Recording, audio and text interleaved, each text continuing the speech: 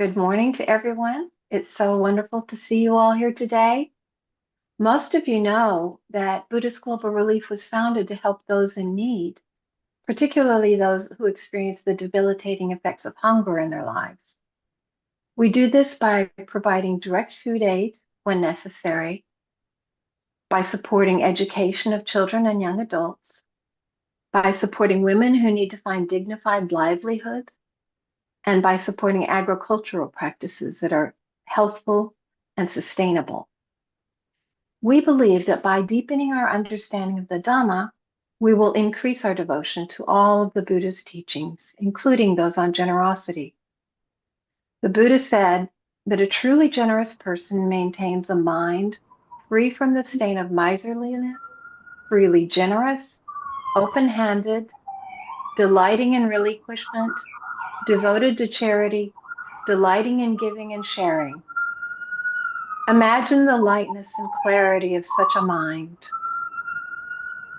We're happy to welcome you today to our second Satipatthana Sutta event. This sutta is described as a direct path to liberation, so it merits our closest attention. In our last meeting, we focused on mindfulness of the body. Today, we will focus on the feelings and the mind. Both of these simple terms have very specific meanings in this sutta, so it is a great benefit to study them together today. May our studies help us advance on the path of liberation for all beings. Our teachers today are Ayya Ānandabodhī and Dhammadīpā Roshi. Ayya Ānandabodhī, born and raised in Wales, UK, has spent over 30 years as a Buddhist monastic. She's practiced mostly in the forest tradition in the UK, and for the past 15 years has lived in the US. Upon taking full ordination in 2011, she joined the worldwide revival of the Theravada Bhikkhuni order. Ayya now resides at Parayana Vihara in Port Townsend, Washington, so she's practically a neighbor of mine. She teaches meditation retreats in the US and occasionally overseas. Ayya's practice and teaching are guided by early Buddhist scriptures, living in community, and through nature's pure and immediate Dhamma. Ayya Ānandabodhī is a member of the recently formed BGR Sangha Council. Dhammadīpā Roshi is the founder of Dasanaya Buddhist community in Alexandria, Virginia. She's been practicing Buddhism since 1987 and was ordained in 2007. Dhammadīpā practiced for 5 years as a nun in the Theravada tradition. She has received Dharma transmission in the tradition of Soto Zen and is a Dharma heir in the Suzuki Roshi lineage. She served on the board of BGR for many years, so we have already had the privilege of getting to know her. As a bilingual person, she's able to share the Dharma in Spanish as well as English, and is a trained interfaith chaplain who has served in hospital and hospice settings. Now we pass the word to our teachers. Thank you. Thank you, Carla. Thanks so much, Carla. Thank you. So it's my great joy to be here and to be able to share the Dhamma through Buddhist Global Relief. And BGR has been close to my heart for many, many years, and really born out of deep compassion and generosity.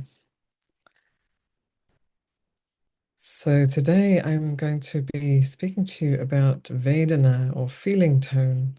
So we use the word feeling. Often in like English, we think of feeling as our emotions, or a much more complex experience of many things, of perceptions and thoughts and feelings and moods. But in this aspect of the Satipaṭṭhāna, it's just simply feeling tone. So the direct sensation, whether it's pleasant, painful, or neither pleasant nor painful. So this is what we're going to be investigating. And it's a very important part of the practice. It's actually quite powerful when we really understand feeling tone and know how to meet it without getting caught up or pulled into the mayas of judgment and wanting and not wanting. Then we can be with things as they are, and from there we can make skillful responses in life.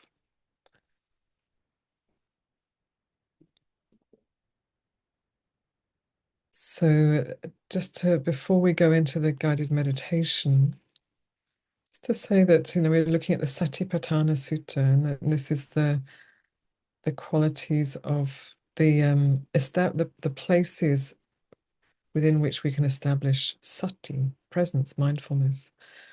So the object of our mindfulness today, this first half of the program, is vedanā, feeling tone, but it is also sati itself, the quality of sati, the quality of awareness, of presence, of knowing.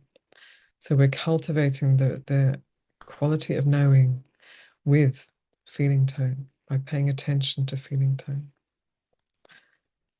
So let's begin. So finding a posture for meditation.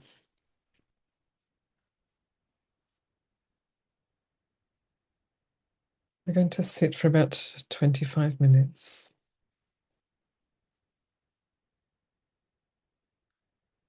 So if you're sitting on a chair, feel your feet on the ground. Feel the pressure of your body on the seat beneath you.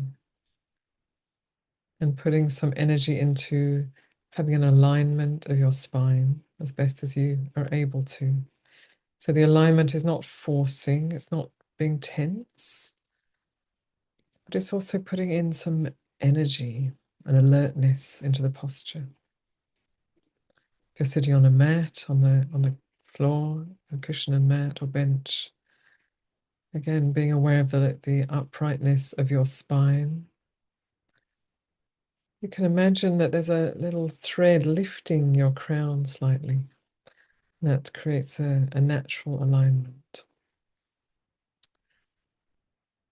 Being aware of the pressure of your body on the seat beneath you. So you're fully arriving here. You're fully here, in your body, sitting here, right now, like this. And you're aware of the space around you. You don't have to be cramped or shrunken. You can take your space.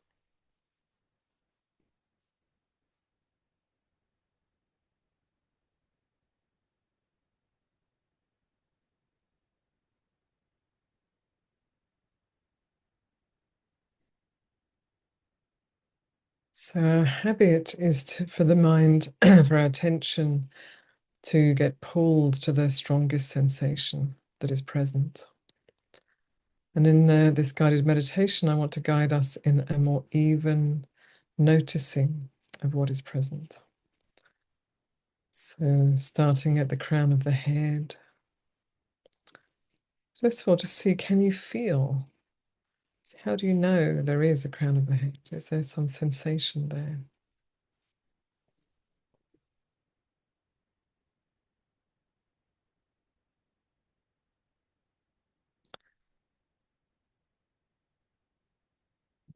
Being aware of the whole of your head. Just noticing how it feels. There may be feelings of coolness or warmth, or prickliness or softness, tension, relaxation. Just knowing what you feel right now. How is it to feel your head? To experience that.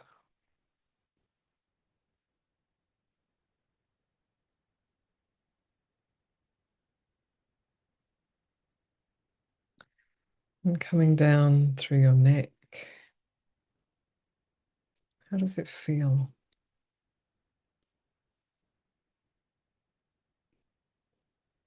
Might be able to feel hair or clothing, or you may have a crick in your neck and it's uncomfortable, or a breeze, whatever it is you are experiencing right now.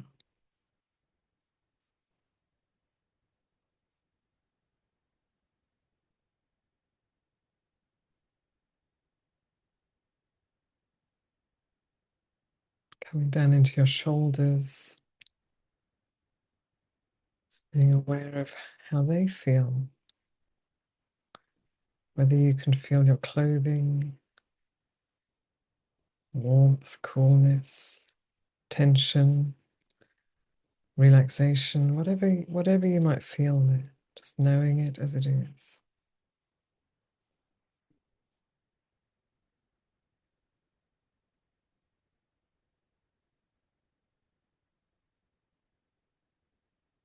And bringing attention down your arms.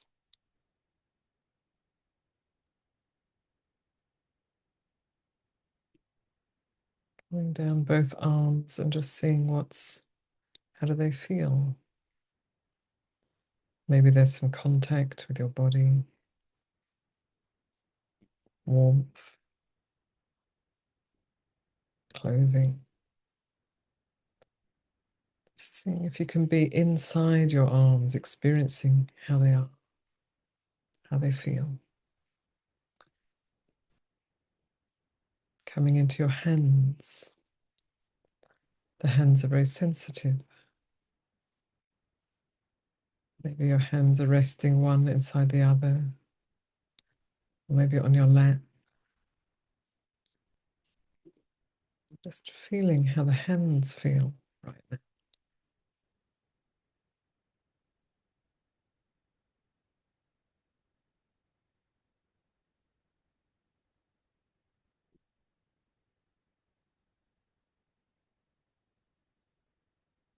Now coming to your upper torso.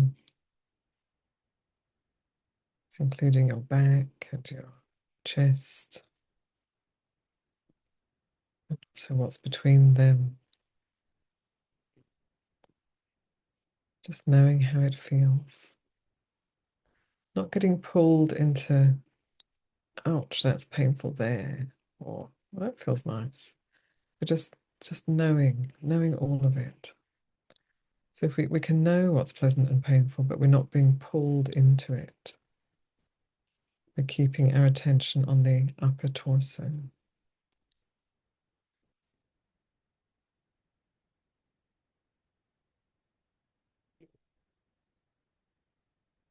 Coming to the lower torso, belly, the lower back.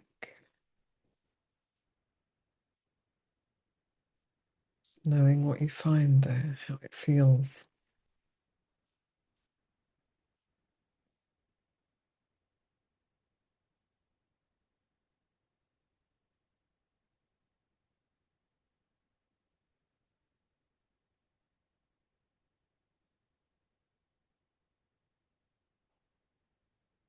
Coming down into your pelvic area, hips.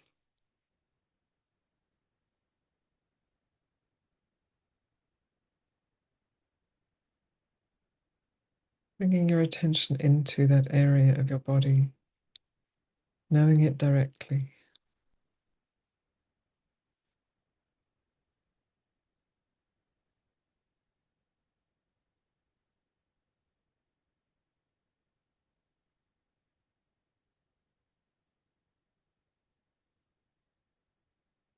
Coming down into your upper legs,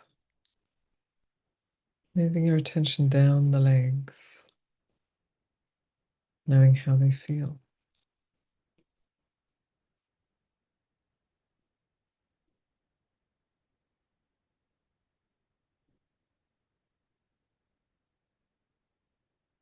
Knees.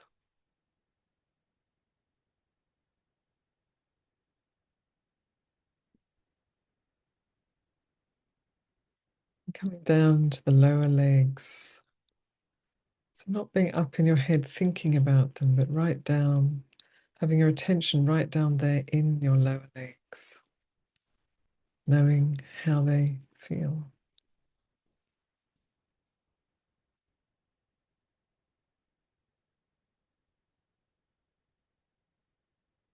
And coming down into your feet.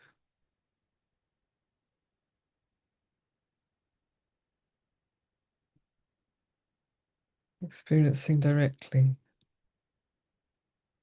how they feel.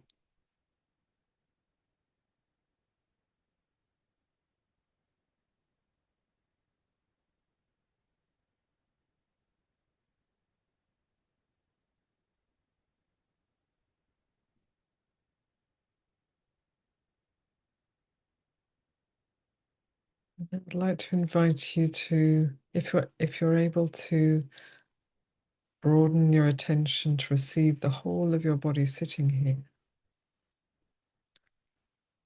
then you can do that. Some sensations will be stronger, some weaker, some pleasant, some unpleasant, some neutral. So if the mind is collected enough, you can just allow it to open and receive the whole of your body sitting here. If you find that your mind is restless and distracted, then just in your own time, sweep through the body, being aware of feeling tone. From the crown of the head down to the soles of the feet.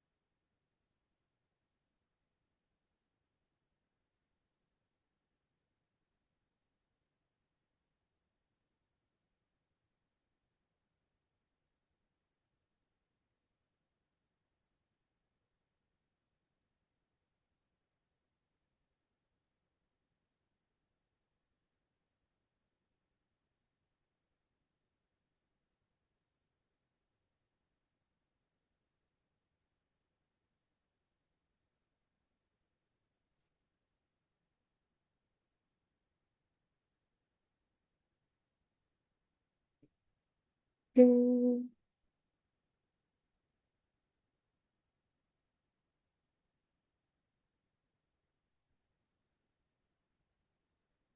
So before I speak on the topic of Vedana, I'd like to just pay homage to my teacher, the Buddha, our teacher.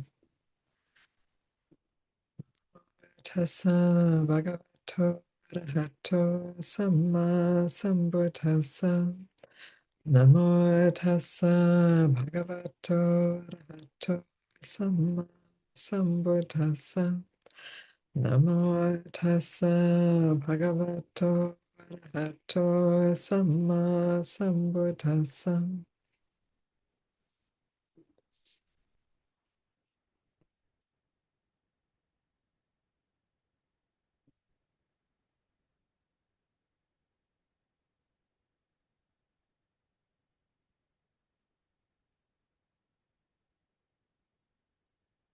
So this second establishment of mindfulness, of sati,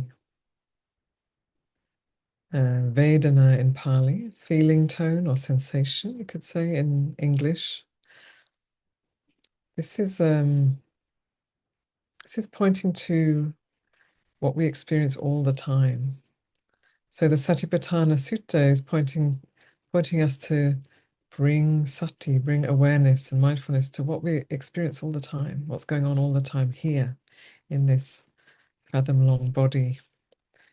And feeling or feeling tone is a very important aspect of our experience to get to know and understand. So without clear understanding, we're going to run after the pleasant feelings and run away from the painful feelings and ignore the feelings that are neither pleasant nor unpleasant. This is the natural way of things. All creatures do this. And there are certain distortions where some people are not able to feel, are afraid, let's say, of pleasant feeling or find painful feeling pleasant. So it can get a little bit complicated. But basically, we tend to move towards what is pleasant, move away from what is unpleasant, and ignore what is neither. And what the Buddha is saying is, when a pleasant feeling arises, understand this is a pleasant feeling tone. When a painful feeling tone arises, understand this is a painful feeling tone. And when a neither pleasant nor unpleasant feeling tone arises, understand this is a neither pleasant nor unpleasant feeling tone. It sounds a little dry, but it's quite liberating. So if you think about a pleasant feeling, you feel a pleasant feeling in the body or in the mind, and then there's like, oh, that's so nice, I want more, or we want to proliferate, the mind just wants to proliferate and look for the next pleasant feeling, get more of it. And this is the tendency of the greedy mind. That's what happens. But if we can just know pleasant feeling as pleasant, we can still be with that feeling, know it directly, but without the moving forward into the next, the next, the next. And likewise with painful feeling tone. If we can know it as it is, this is painful, this is unpleasant, then it may, it'll still be there. Feelings arise, they're there for a while, and then they pass, all feelings. So with painful feeling, instead of getting afraid, trying to push it away, trying to keep away from it, we turn towards it and we know, this is painful feeling. It's like this. We don't have to like it. The Buddha's not asking us to like it, but he's just saying, know it, understand it for what it is. It's like this. It arises, it's there for some time, and then it passes away. And likewise with neither pleasant nor unpleasant feeling tone. So this is in the Buddha's time, this was quite a radical shift from what most people were practicing. So there are many spiritual practitioners in the Buddha's time, which is why probably so many arahants were arising and in that time. And the Buddha's teaching on many aspects actually, but this particular piece of vedanā is the middle place between the hedonistic tendencies and the ascetic tendencies. So the hedonists are always looking for more pleasure, more pleasure, more pleasure. And the ascetics are trying to get away from pleasure and even increase pain with a belief that this will liberate them. And the Buddha is not saying that pleasure is bad, and he's also not saying that pain is bad. But he's pointing to knowing pleasure and pain as they are.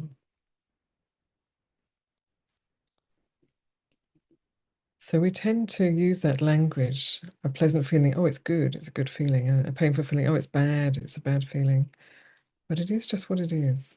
And the body has to experience pleasure, pain, and neither pleasure, and neutral. That's what it is to be here. We experience all of those things. So if we only want to experience pleasant feeling tone, we're going to suffer because, for one thing, pleasant feeling tone doesn't last. It's there for a while and it changes. And also,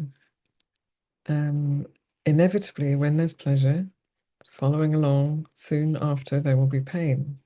And when there's pain, following along, at some point, there's going to be maybe neutral feeling tone, or there's going to be pleasure. And this is the cycle of things. It's going through that cycle all the time. We're experiencing all of those things. So if we only want pleasant feeling, seek only pleasure, at a certain point, pleasure starts to turn into pain. If we're afraid of pain, we create tension around it and it gets more painful. Or we start to get dissociated. And I often hear of people having pain and then they're like, I'm trying to get away from my pain. I'm trying to keep away from the pain. But the body and mind are here together. We can't get away from the pain. Not through aversion. So understanding feeling tone as it is and simplifying our experience into these three kinds of feeling. Pleasant, unpleasant, and neutral. And so pleasant, sometimes people are not sure, is it neutral, is it pleasant, is it? So one way that in the suttas where it's describing a pleasant feeling tone, pleasant vedanā is pleasant and soothing. That which is pleasant and soothing. We kind of know what that is. That which is pleasant and soothing. And unpleasant or dukkha is that which is painful and hurting.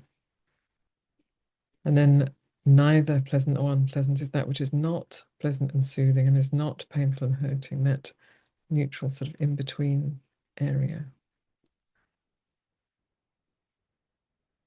So getting to know what is here and seeing how our, through fear and aversion, through we can either try and push away pain or we get kind of glommed onto the pain and we can't experience, we don't know anything else. It's just the pain and the fear and the stories and what's going to happen and the future and oh my goodness, it's all disaster. We can get like this around a painful feeling. And so the Buddha is saying, establish sati, use painful feeling to establish sati, to establish mindfulness and clear knowing, clearly seeing, oh yeah, this is painful feeling. And then there's all of this mental proliferation going on. And then we can move away from that. We might not be able to stop it, but we can move away from that and come back to the direct experience. Oh, it's like this. And when we really pay attention to painful feeling tone, we find that it's changing all the time. It's maybe like vibrating or throbbing or something it'll be constantly changing. And if we can be really attentive, we might find that it's just a sensation. We can't even call it painful anymore. It's just what it is. So that's one way of meeting painful feeling tone. And another is to know that it's there, say painful hip, demanding lots of attention, painful left hip. How's the right hip? Yeah, that's painful too. What about the left knee? Oh, that's nothing much. On the right knee, oh, that's kind of fine. Right foot, the left foot, and then a right foot. So we can move around the body, noticing different areas of the body and seeing, not just being caught on the one thing that's demanding our attention, but training our attention to know the whole of the experience that's going on here, broadening it out. And that way we train our mind to not be kind of pulled into that feeling, and that it gets a chance to experience a bigger picture. And then there can be some loosening around painful feeling tone. And also with pleasure, pleasant feeling, we want more. We want to just lean into it. We want more of it. We want the next one. Give me a bit more, But that wanting in itself takes us away from the actual experience of the pleasant feeling tone. It takes us, so we're not fully present with what's happening, and we're on to the next thing and the next thing. And of course, at its furthest extreme, that leads to addiction and constantly, trying to find that pleasure that is so fleeting. So the Buddha is not saying pleasant feeling is good or pleasant feeling is bad. It is what it is. And to establish mindfulness, sati, with pleasant feeling, to know it as it is. So it's said that a Buddha can eat a delicious meal and know that it's delicious, to experience the pleasant experience of a good meal and not be caught in any way, not have craving.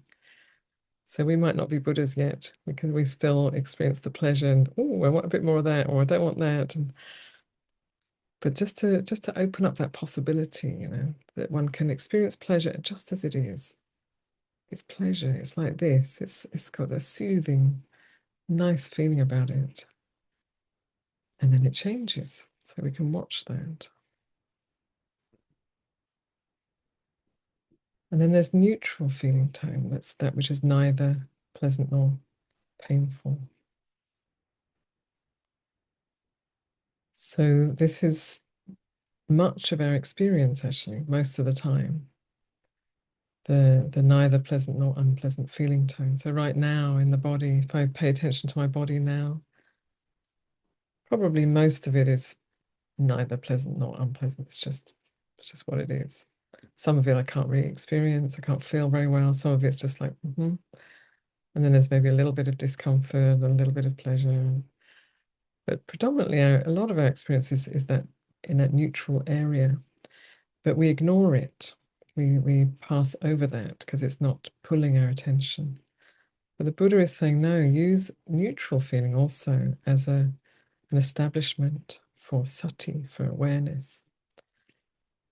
And as we pay attention to the neutral, it does start to become more alive. It can be that there are painful feelings hidden away under what seems to be neutral, and that's because we've ignored, we've moved away from, we've not wanted to go there. So there may be painful,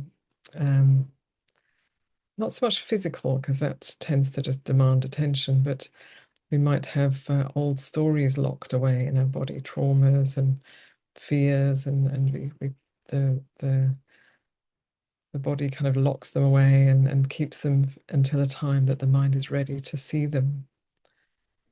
And our awareness is strong enough to be able to receive them. So sometimes when we bring attention to neutral, stuff can start to come up. And think, oh no, it was better before, something's going wrong. But nothing's going wrong. We're just getting more conscious. It's good.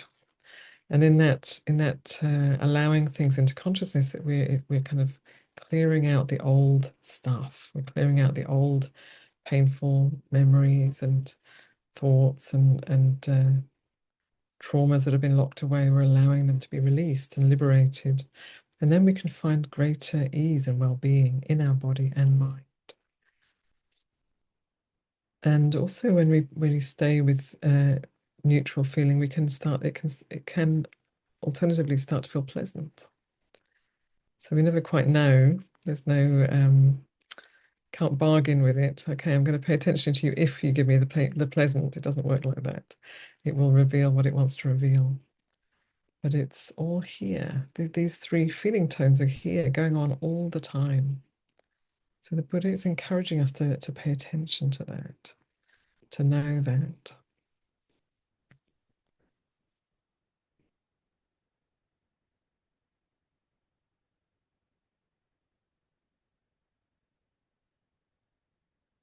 So pleasant feeling tone, when it changes, because everything is changing.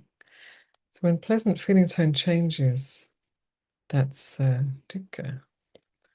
We feel a sense of loss. We want to keep it. When painful feeling tone changes, that's sukha. We feel some relief. It's pleasant. And when neutral feeling changes, if we're paying attention, so if we're really paying attention to neutral feeling, if we're really attentive to it, it becomes pleasant. Subtly, it becomes subtly pleasant. And if we're not paying attention to neutral feeling, then it starts to become unpleasant. It starts to become numb, dull, maybe painful. So our attention is very important. So when we pay attention to a pleasant feeling, we notice that it changes. And then in the changing, when there's grasping, when we want it, when there's clinging, it changes to unpleasant. And with the painful, we want it to go away, we want it to go away, and then it changes and oh, relief. And with the neutral, it depends on our attention. So if we're ignoring it, at some point it's going to get uncomfortable, painful. If we're attending to it, it starts to be really pleasant and subtle and can lead our attention to greater subtlety and depth. So these are all of the possibilities with feeling tone. And then, so pleasant feeling will naturally lead to a sense of, if we, certainly for a greed type, will lead to craving, lead to more greed. But if we're paying attention to pleasant feeling, we don't have to get pushed into that next movement towards getting more. So feeling tone does have a push to it. Pleasant feeling pushes us more. Painful feeling pushes us to get away, And so to get to know that push, so we have to kind of trace our experience back. We might just be caught in greed and then running after something, and then we stop for a moment, trace it back. What is this? What's at the heart of this? What's at the root of this? Oh, there's a wanting. I want something nice. I want more of this, or I want to have this back, this nice feeling. So then we can withdraw, we can sort of rein ourselves in from that running after the pleasant. But even when we do that, still there's the underlying tendency to greed. So always hidden beneath the pleasant feeling is the underlying tendency to greed. So as we train our mind to be present with these feeling tones, we're strengthening our awareness, and we're giving an opportunity to not keep feeding that endless cycle of running after the pleasant and away from the painful, and ignoring the neutral. So we can know, oh, there's a pleasant feeling, and oh, let's just keep an eye on this, because that old habit, pleasant feeling, go for another cake, go for another, whatever it is, nice experience, go for another, listen to that music again, so I don't have to hear my own mind, whatever it might be. So instead of doing that, we know, oh yeah, there's pleasant feeling. Can I just be with it as it is? And maybe not, which is okay. But it's an exploration. Can I just be with pleasant feeling without, and feel the push without following it. So this is an exploration and a training. And the underlying tendency of unpleasant feeling. So the tendency with unpleasant feeling is aversion, to push it away. And if we can learn to just be with the unpleasant feeling, painful feeling, we can learn to just be with that, make space around it, know it, experience it changing. Then we have a chance to recognize that underlying tendency to aversion, that we don't have to respond to that. And with neutral feeling, there's the underlying tendency to, overtly we'll ignore it, and then obviously underlying tendency is ignorance. So sometimes we might think, oh, the place of refuge from being pushed around from pleasant and unpleasant is just to be kind of numb and not feel anything too much, or just be sort of from the neck up, only experience thinking because it's all nice and safe up here. And there's all of those feelings going on down there. Let's just keep away from those, Sometimes people do that. But that's not the answer either. So to know that the underlying tendency to neutral feeling is ignorance. So we don't want to ignore it. We can use it as an establishment for mindfulness.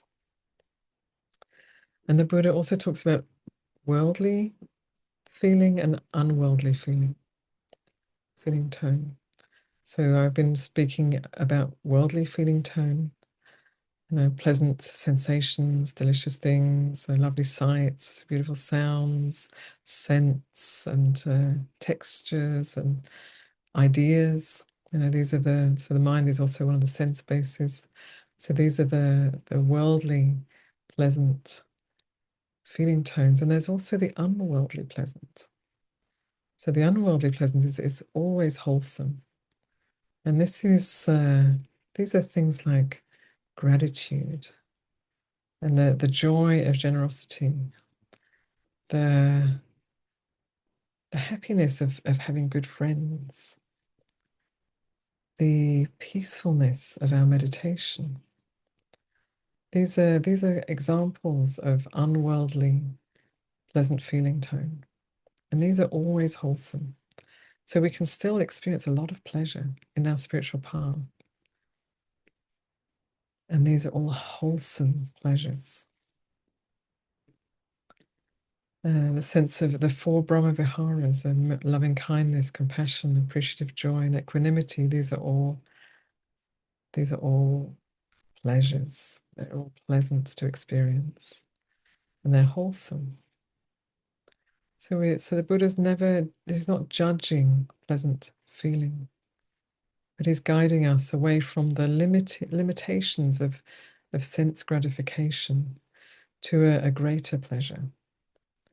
These many ways we can experience pleasure, and then ultimately the pleasure of the bliss of nibbana, the bliss of liberation. So he points us to the ultimate pleasure, which is kind of beyond pleasure really, but the bliss of liberation.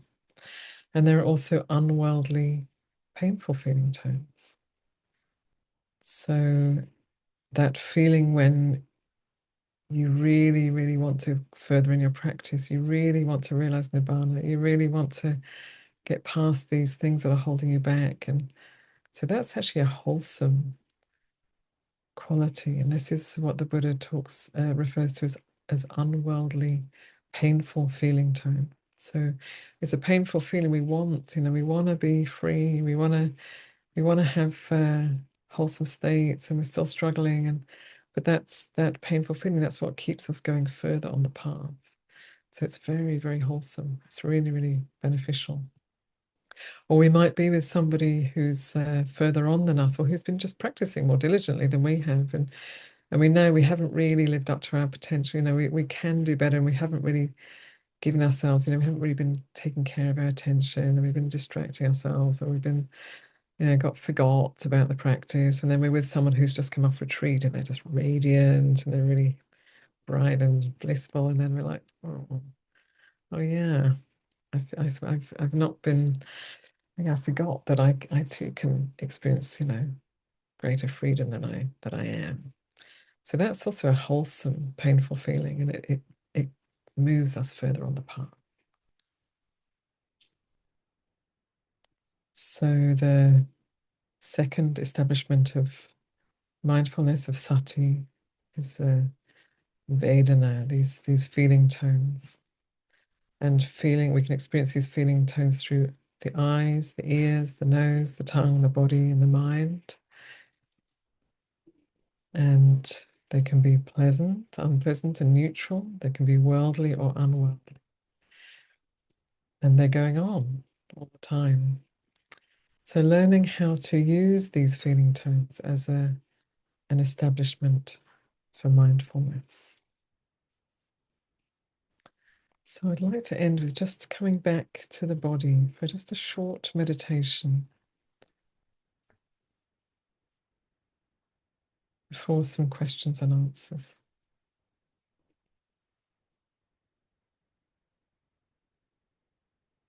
So just checking in with your body right now and seeing whether you can be aware of the feeling tones that are present. And seeing if they're different or the same as last time you checked in.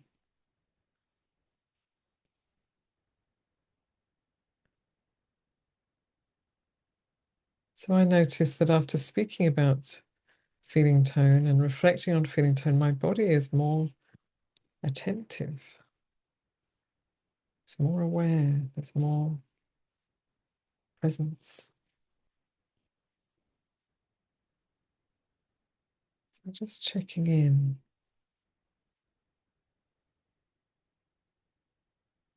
Just sweeping from the crown of the head down to the soles of the feet through your body. Just be aware of any pleasant feeling tone that is there. Not jumping to one thing, but sweeping through systematically from the crown of the head to the soles of the feet so you don't miss anything. Could be just subtle warmth, or sometimes the feeling of the lips can be pleasant. Might be a sense of comfort. Just noticing any pleasant feeling tone that is here right now.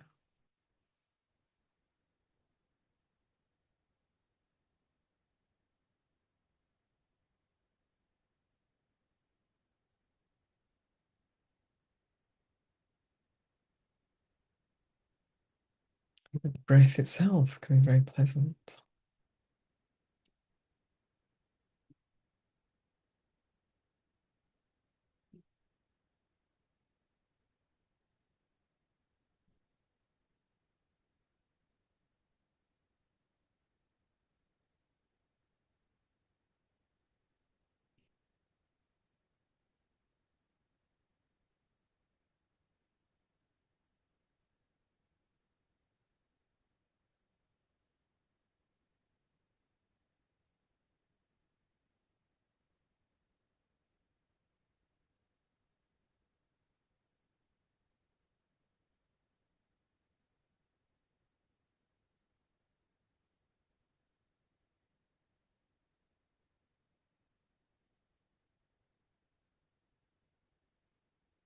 Experience that is pleasant and soothing.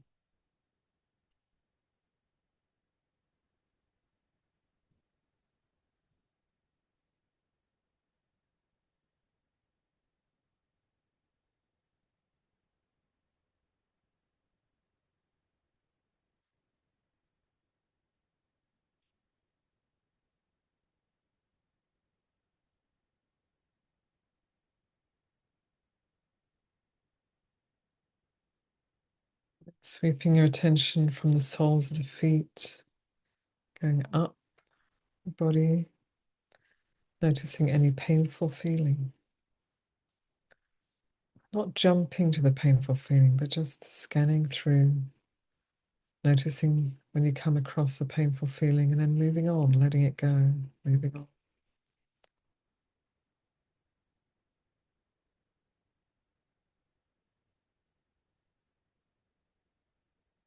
not being in too much of a hurry, systematically making your way up through the body.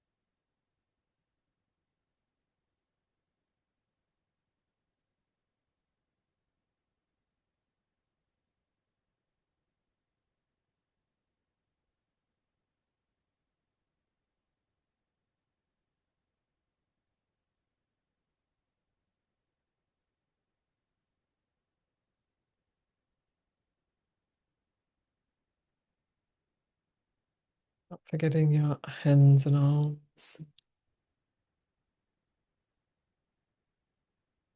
Not forgetting any part.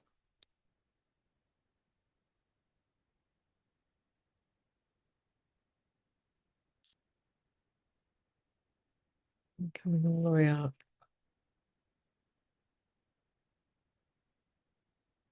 Through the throat and up through the head to the crown of the head.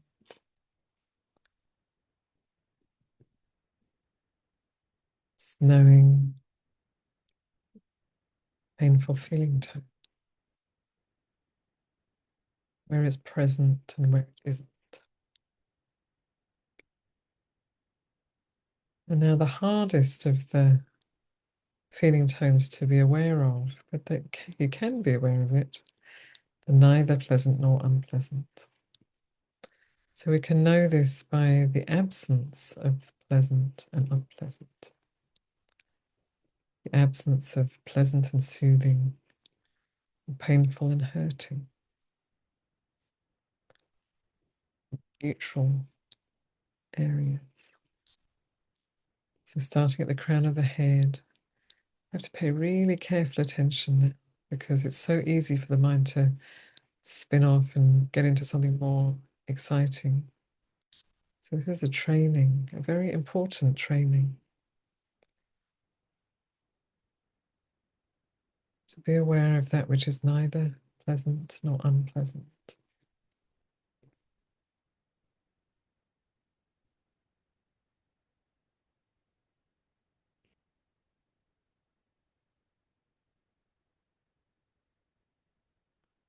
The crown of the head, sweeping down through your body.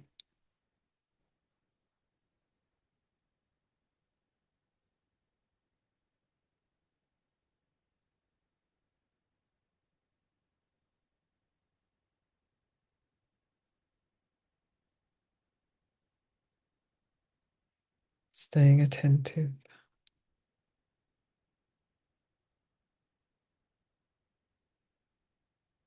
Noticing if your mind just wants to move away from neutral feeling tone. Staying attentive.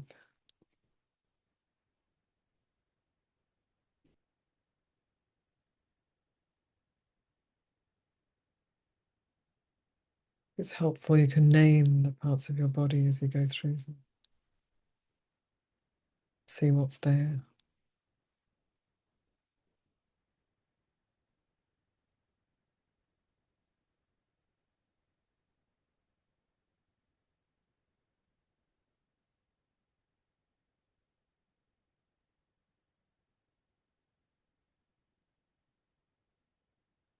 Moving all the way down.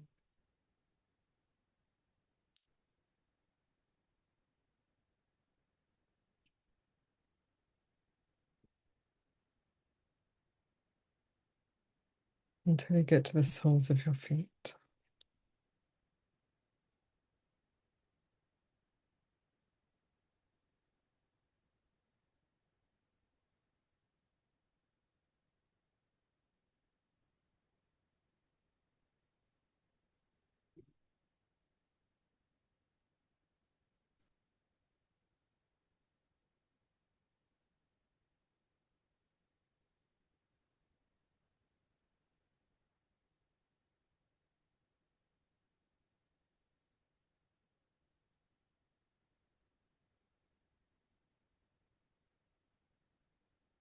And now I'd like to invite you to do one last sweep from the soles of the feet going up your body, systematically moving through the body, just being aware of what feeling is present.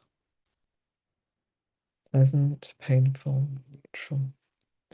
Knowing it and letting it go. Knowing it and letting it go. Knowing it and letting it go.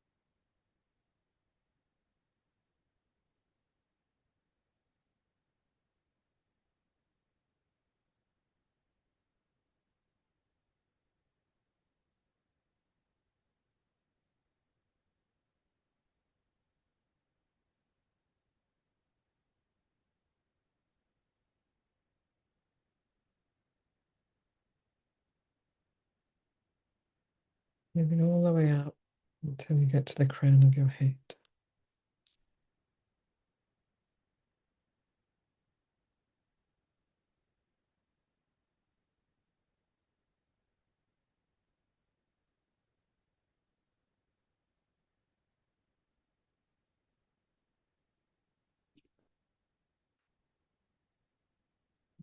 I'd like to invite you to open your awareness to just take in the whole of your body as it is here now.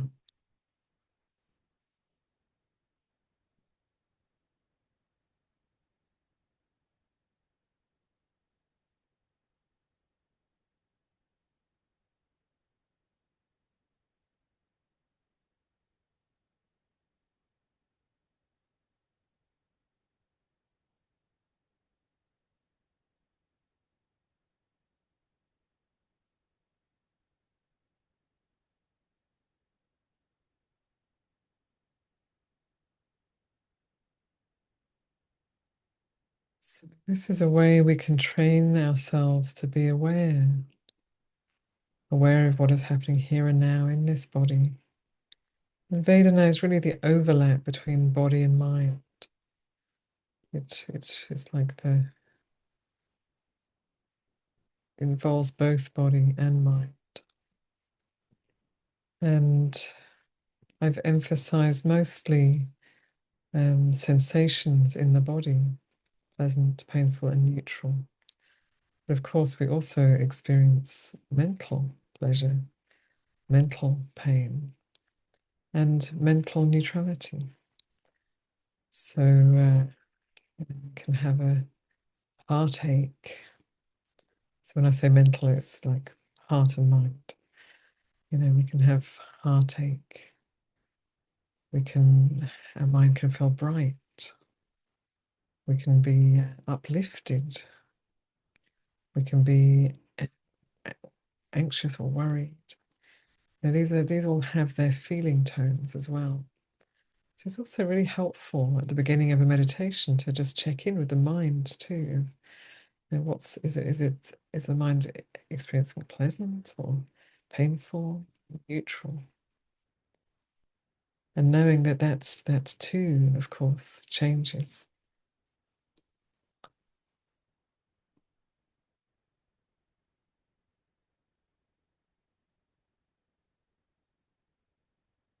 So when we learn to be with painful feeling as it is, pleasant feeling as it is, neutral feeling as it is, gives us great potential for presence, or it is an establishment for presence.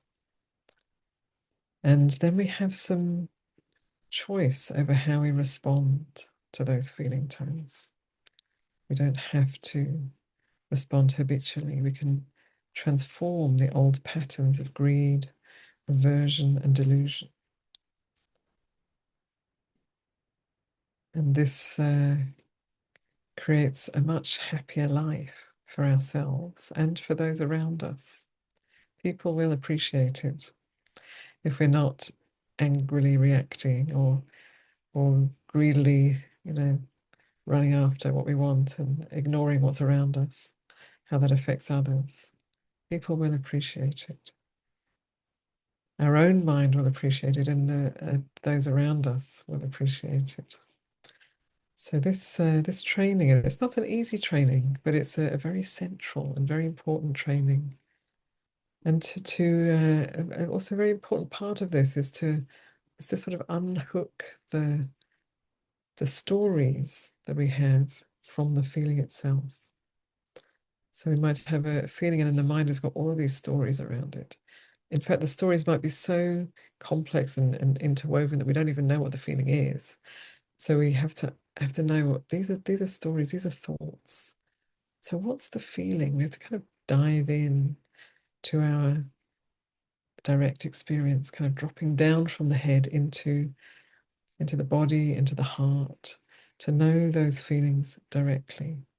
And the stories might continue, they might target us, they might demand our attention. And then we just say, no, right now, I'm paying attention to the feeling tone. So we don't have to stop the thoughts, but we just don't feed them with our attention. We feed our attention, or we rest our attention on the feeling tone itself. So I hope there's something useful there.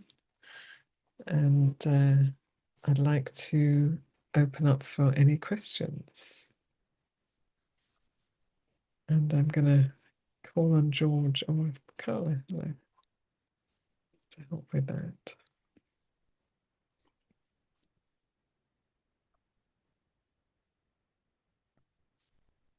So if you want to ask a question, please raise your virtual hand or put it in the chat and we can read it out. Either way will work. Okay, so it looks like we have a question here from Nawin. It says, when we're observing feelings on the crown, and let's say there's a strong painful feeling near the hip, should we shift the attention to where the painful sensation is, or just continue to focus on the area we were focusing before, i.e. the crown? Yes, this is an important question. So, the hip, if the hip's painful, it's going to demand our attention. It's going to be absolutely adamant that we must pay attention to it. And this is for a reason. We experience pain because the body is the body's way of telling us that something needs to happen. So sometimes the pain might be, an injury or something that or maybe we're doing harm to ourselves. Then we need to listen to that pain and respond to it. But often what happens is, just the body experiences pain. Just it's an ache here and a this there. And if we have a pain that's a recurring pain and we know what it is, and we're not doing anything that's causing any danger to that part of our body, we don't need to pay attention to it at that moment. We can acknowledge, okay, yeah, there's that pain. But right now I'm paying attention to the crown of the head. So we're training our attention just to know what is here, what is here, what is here, what is here, what is here, what is in this part, what is in this part of the body. And then when we get to maybe as we're sweeping down our attention all the way down to we get to the hip, and the hip's going, yes, painful, painful, painful. Then we know that, oh yeah, painful, painful, painful. And then we keep going. We don't stop there. We keep going. Okay, that's painful. We're not doing anything that's causing any harm, so it's okay. Then you just keep going down the body until you get to the soles of the feet. But of course, if you're, you don't want to be sitting in meditation and the edge of your clothes have caught fire and you're just being mindful of, oh, I'm not paying attention to the burning sensation in my leg right now. I'm on the crown of the head. That's not using wisdom. So, with sati, we always need to have a bit of wisdom coming along with it. So yes, so it's a training that way. Okay, we have one more in the chat, but first, Samantha has her hand up. Samantha, please unmute yourself and ask your question. Lovely, thank you. Thank you, Ayya, for taking my question. I was just wondering, now, the feelings. Now, to me, it seems that there are two aspects to it: the physical, the body feeling, and also the mental side. Right. Like, so I mean, physical feeling. Obviously, well, with practice, I can sort of like to me is easier than the mental side, because if there's a hit, or a toothache or something, or migraine or something, I can't get away with it. I can always think. But if it's a mental, like say, someone has said something to you, you're being hurt, and that sort of thing. So the first thing is, obviously, as you say, explained, is to be mindful of it, awareness of it, to catch it so that you don't proliferate. So then once you catch it, how do you stay with it? Because it's your burning in the mind, obviously. Do you sort of like, how do you see the getting the reduction of the pain and subsiding and that sort of thing? How do you deal with it? Yes. It's a complex question, actually, and I'm not sure that I can answer it very fully in this time, but I can say that, yes, it's important to know that there is that hurt, because if we don't know, then it's there unconsciously, then we're going to start reacting from that. So it's important to know it, but we don't want to just kind of get sucked into it. We don't want to just sort of indulge in it and like, oh, it's so painful. So, when I'm doing the scanning of the body, and just as I was saying before, there's a really, really strong pain that demands our attention, but we're not just going straight there. We're seeing what else is going on, what else is here in the body, as well as that pain. So it can be similar with a hurt in the heart. So somebody said something and it's really hurtful, and it just all you can feel is that hurt, and the mind is coming up with all these stories. It just goes up round and round, and they said this and it's terrible. And so first of all, we want to recognize that, okay, the mind is going on and on. Can I move away from the mind and just be with that feeling in the body? Ouch, ouch, ouch. In the heart, I mean, ouch, that really hurt. And then what do we do when something's hurting? We want to take care of it. So then you feel that hurt. And instead of moving into another painful thing, like I hate that person, I wish they, something terrible would happen to them, that's more pain, that's creating more pain. Then we take care of the part of us that's hurt. Metta, karuna, kindness, compassion, patience, listening. So we take care of the hurt in our heart, and also to be aware of what else is here. So there's the hurt in our heart. It seems to be taking up all the space. It seems to be everything, but actually there is some space here. There's other things. I have this, maybe you have good friends, or maybe you have just a place to live that's kind of okay, and maybe you had breakfast this morning, and so you take in also the good that's here that supports you, so you're not just pulled into that pain. And then if you're not adding to the pain by creating more, reacting from it, and you're caring for it then and listening to it, then it can just release over time.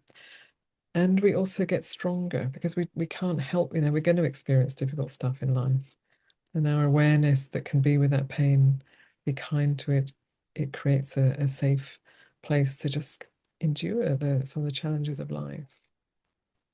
So I hope that's Thank you, Ayya. That's really helpful. Yeah, so basically be mindful, and then divert my attention elsewhere, and then go back to it and see, where's that pain now? Maybe kindful. changing. Yes, be kindful. Yeah, kindful. Thank you, Ayya. Sadhu, sadhu, sadhu. Okay, we now have several questions in the chat and one more hand up. Let me do the questions in the chat because they came first. After, let's see, we have Jackie Koo says, Venerable, my gratitude for your sharing. Is the wholesome, unpleasant feeling tone relating to furthering our practice? Is it part of dukkha or sukha vedana? It's dukkha vedana. Yes, it's dukkha. So the painful is dukkha, pleasant is sukha. Yes, so it's dukkha vedana, but it's a dukkha vedana that leads on to getting more free from dukkha vedana. Okay, that makes sense. And then Deborah says, for one with ADHD, I find it difficult to remain focused on subtle feelings and typically zone out or get distracted by stories. Any suggestions? Yeah, let's see. Yes, it is.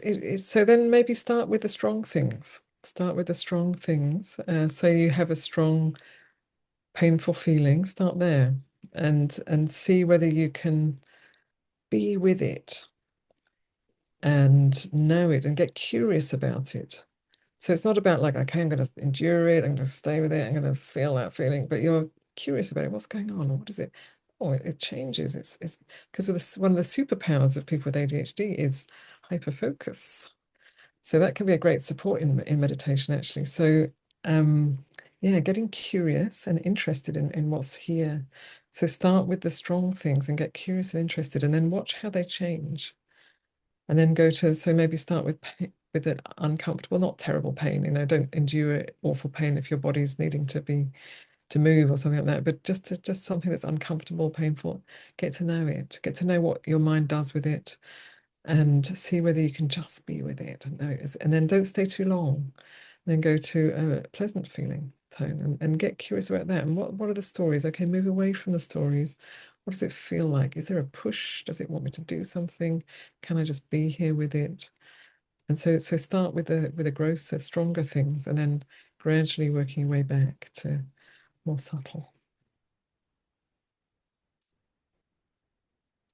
Okay, the next question in the chat, I think I can answer. Someone's asking if there's a way to contact Ayya Ānandabodhī by mail or email to ask about the location of her practice center, perhaps a website or YouTube video. Many thanks. Yes, we will be posting a link to the practice centers for both of our teachers today.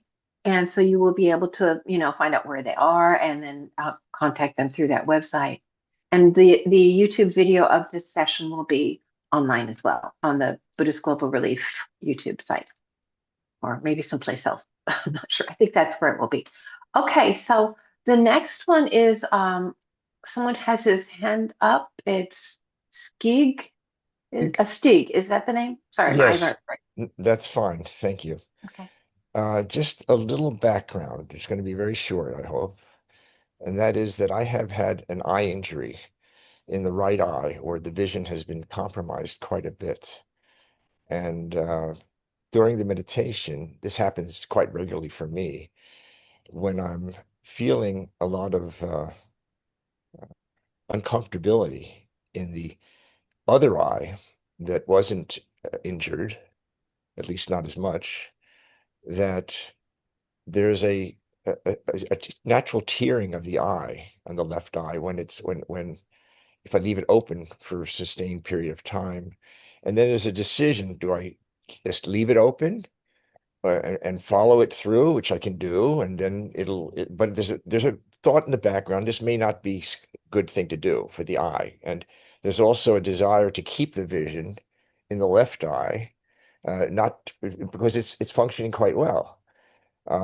But when we were doing the guided meditation, I was interested in seeing what would happen with the eyes open, and see if what would, and I did that.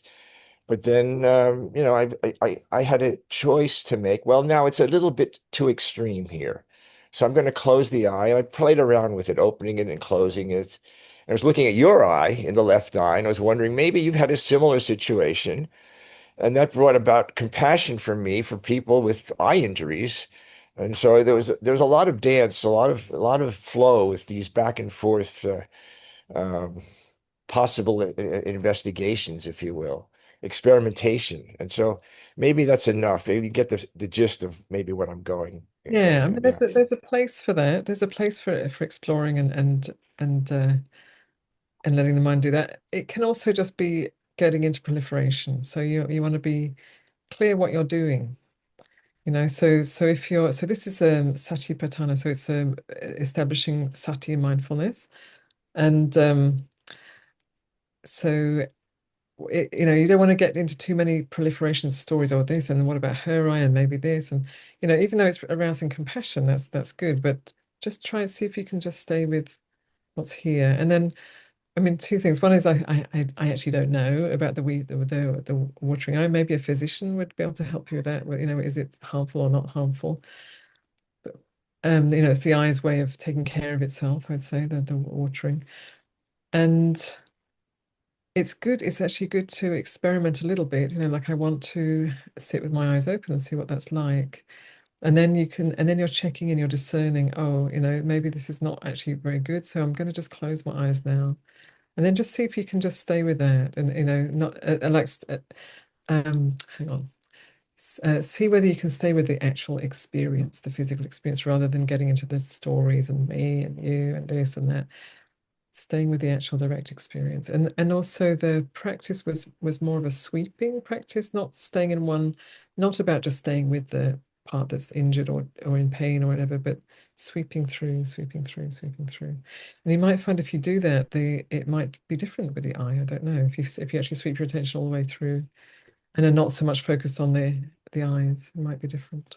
So I can follow up. I don't want to take too much time here for others, but when I did the sweeping, should I can I ask another one? I can delay it too for another time. 3 more minutes. So I think if there's other Okay, people, fine. Thank you very much. Thank you.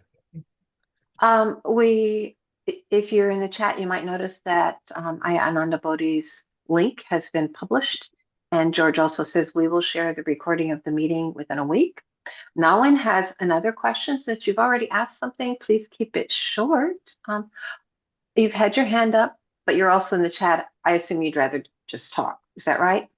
Yes. Okay. But that's a different question, but I'll ask my question anyway. Thank you so much, Ayya and Carla. I was wondering, how does one deal with unpleasant memories or feelings of regret or something like that during intense periods of meditation? Yeah, so sometimes regret can come up in meditation. Is a good thing. So regret is one of the protectors, actually. And then we can see, it might come up as a strong feeling, and then we see, oh, that's really painful. That can be a painful, wholesome feeling, a painful, unworldly feeling, that regret of just like, oh, I did harm and I don't want to do that again. So it can bring you to changing your ways or repairing the harm that was done.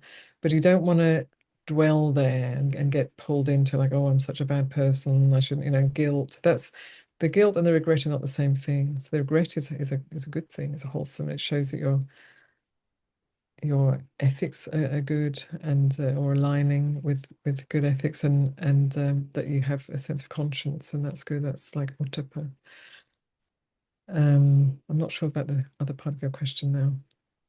If you have Unpleasant memories. Yeah, unpleasant memories.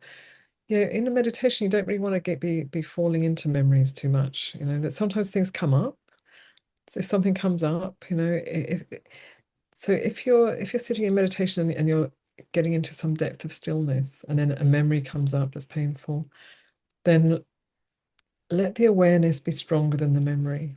So your awareness can hold that, can know it, can experience the pain of it, can watch it change, and then but you're not letting your mind get pulled into the story. So it's not dissociative, it's not aloof, but it's present with. But I wouldn't, like that's different to say if you're sitting in meditation, then you're letting your mind wander. Oh, then this happened, and then that happened. That's sort of not quite meditation. That's sort of letting your mind wander. So I think often in the beginning of meditation, a lot of things do come up, and it's like a clearing out of the citta, of the heart, and that's a good thing. But we need to find that edge where we're not indulging and we're not suppressing. We're just with it and allowing it to be known, and allowing the painful feeling to be painful, and knowing it will change. I think we'll take one more question now from the chat, and then we'll have our break. Wati Karya says, how can I deal with chronic fatigue and pain?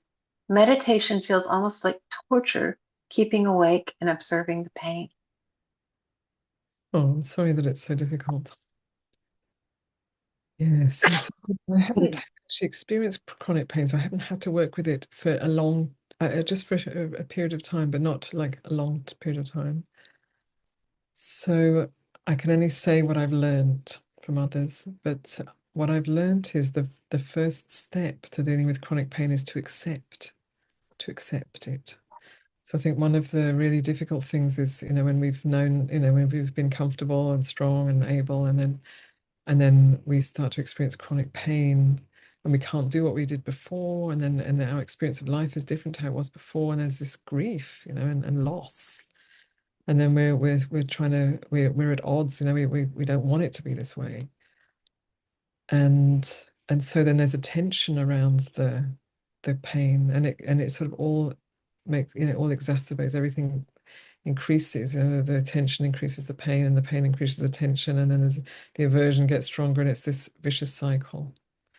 So the first step is to accept it's like this. It's like this. And then maybe they'll be like, no, I don't want it to be like this. It's not fair. And it's like this, and it's like this. So the body displays pain when it wants something to be known. So if you can turn towards that pain and say, okay, I see you, I hear you, I know you're there, I accept you. So it's a big thing to say. That it's easy to say and difficult to do. I accept you, I accept this. Then it might be that that pain eases a little, relaxes a little. So that would be my suggestion, and also to be aware of the space around your body. So as we sit here right now, there's our body, this solid, semi-solid thing here, and then there's a space around our body. There's above, around, below. So that the mind, if we don't allow the mind to open, it stays really tight and small in here. But the mind is greater than the body, and I think that Dhammadīpā might be guiding us in that very shortly. The mind is much greater than the body. So if we can let our mind open, see if we can invite our mind to open and get more space. And so that there's the body that's painful, and there's also other things going on. So that would be my suggestion. Thank you so much, Ayya. We're running a little late. I certainly don't mind, and I hope you don't. So we will take a 10-minute break now. So it's 10:28 by my clock. So let's keep it to 10 minutes from now, 10:38 on my clock. And that would be a little later for most of you. Anyway, 10 minutes from now, we'll see you back. Thank you. Now we will be moving on to the section of the program where Dhammadīpā will be talking to us about mindfulness of the mind, which sounds kind of redundant. So I'm looking forward to hearing very much what you have to say. Dhammadīpā. Thank you so much, Carla, for the warm welcome. And thank you to Venerable Bodhi and everyone with Buddhist Global Relief that is hosting our event here today. And thank you to Ānandabodhī for her sharing earlier. Wonderful to be with all of you. So yes, I am going to speak a bit about the third foundation of mindfulness. And so just to give a little bit of background, I'm sure that for some of you this is going to be redundant, but nonetheless I'm going to anyway. So we are speaking about the Maha Satipatthana Sutta, but Middle Length Discourse number 10, Majjhima Nikaya 10. And this is a sutta. So sati, of course, means mindfulness, as Ānandabodhī was sharing with us earlier. Mindfulness, perhaps very simply defined as receptive, non-judgmental attention to phenomena in the present moment. And so these patanas, these four foundations, are described in this sutta. So the other venerables did a previous program on mindfulness of the body. Mindfulness of the body as the first of the foundations. And then Ānandabodhī on mindfulness of feeling tones, vedanā. And rupa is the body, vedanā is the feeling tones. And now citta, mindfulness of mind, citta. And then the fourth foundation is dhammas, mindfulness of dhammas. So you could say principles or qualities. And so I want to just go ahead and encourage everybody to make sure your mics are muted. And And we're going to, similar to what we did a few moments ago, we're going to begin with a brief guided meditation. Then I'll offer some reflections on mindfulness of mind, and then we'll have some time for Q&A, reflections, and comments from all of you. And you'll see as we go along, this word citta, or that it says we were translating as mind, that's a kind of a catch-all. It includes things like vijnana, which is consciousness. It includes all manner of thoughts and feelings and perceptions and sensations and everything that we might think of in terms of the mental experience, the cognitive experience, including emotions, including feeling tones, and all sorts of other experiences. And this sutta, it talks about the four foundations. Sometimes they can be understood as being practiced sequentially. Other times you might just focus on one particular foundation. But generally speaking, as you'll see, we'll begin with some attention to the body and to the feeling tones as a way to see how this sutta can build on itself and be, the actual path to awakening, the direct path to freedom, as it says in the sutta. So we'll go ahead and begin with the meditation. You can perhaps begin by establishing your meditation posture. I like to begin with a bit of movement.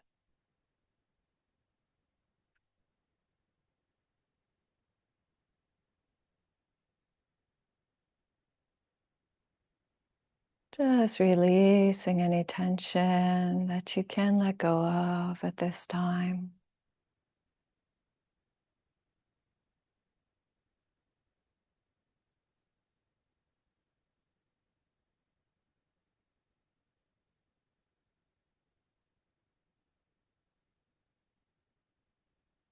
Feeling the weight of the body on your seat.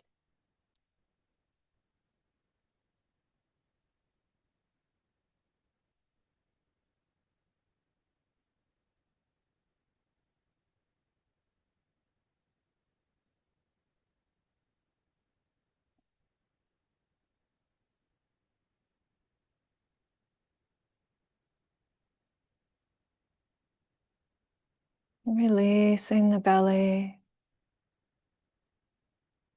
and really allowing the body to settle right here in this place, in this time.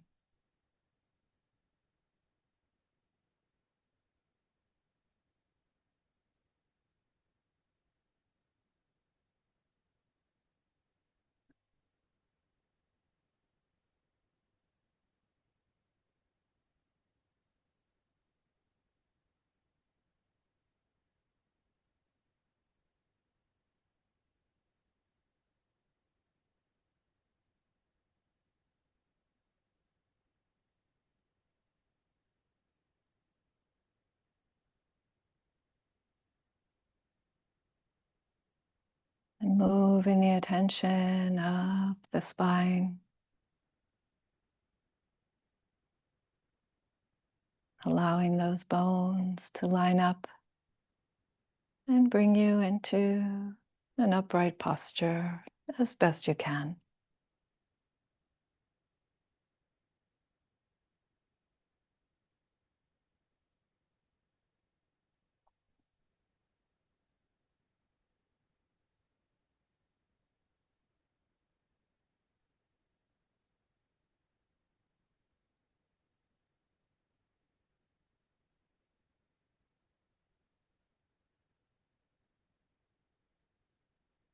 And feeling that alignment all the way up through the neck and the head.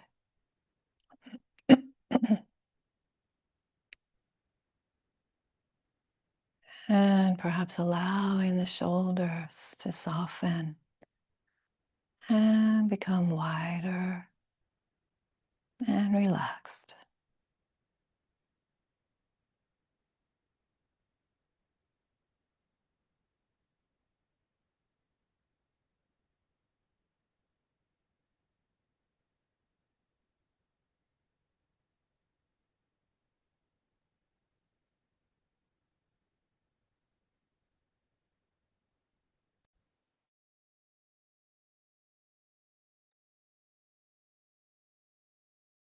Softening the eyes and softening the mouth.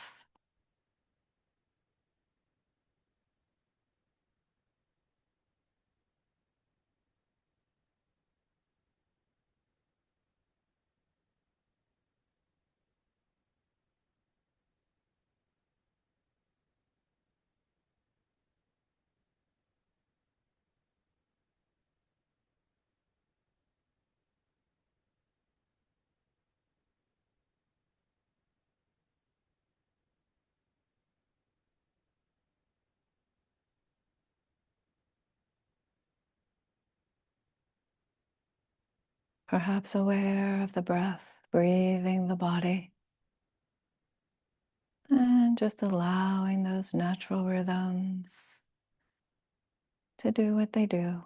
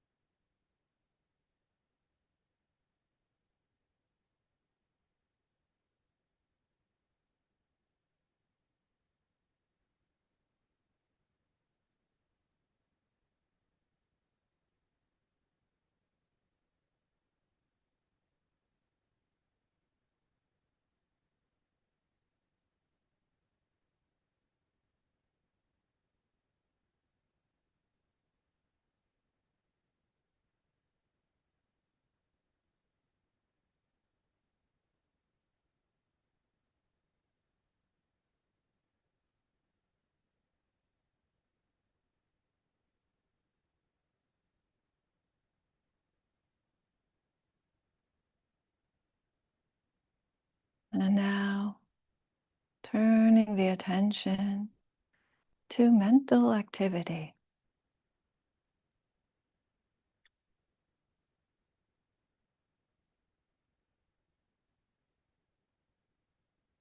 Just aware of thoughts, moment by moment.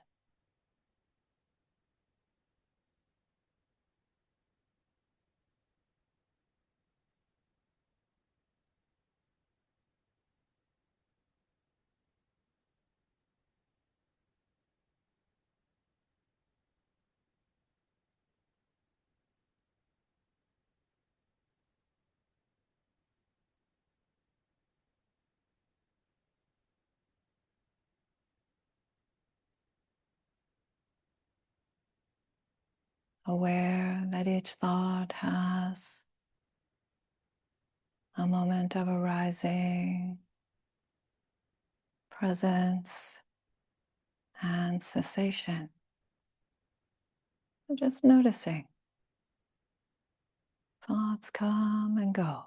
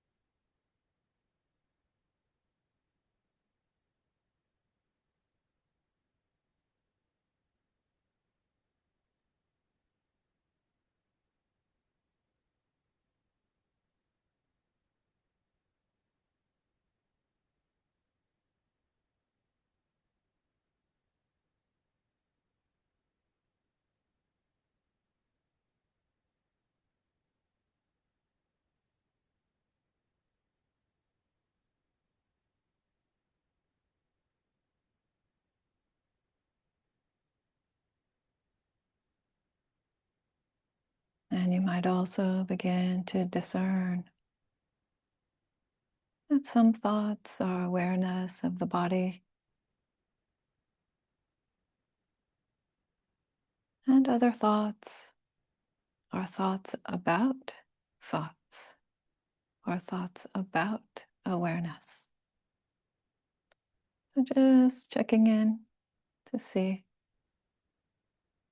the content of the thoughts.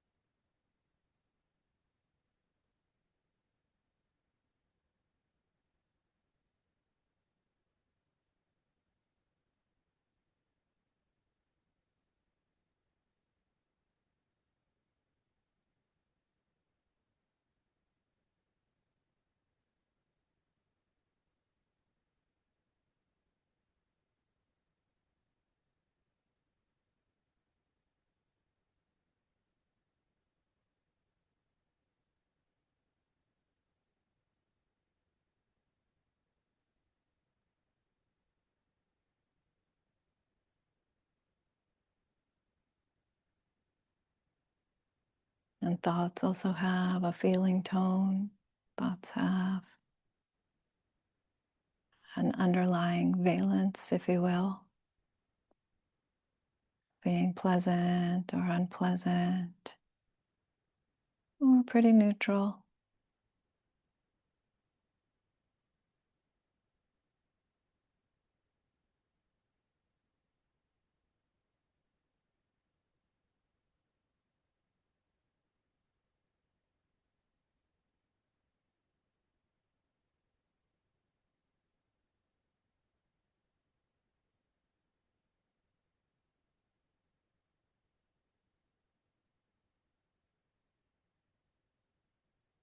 It's not a judgment about what's there. It's just a feeling about it.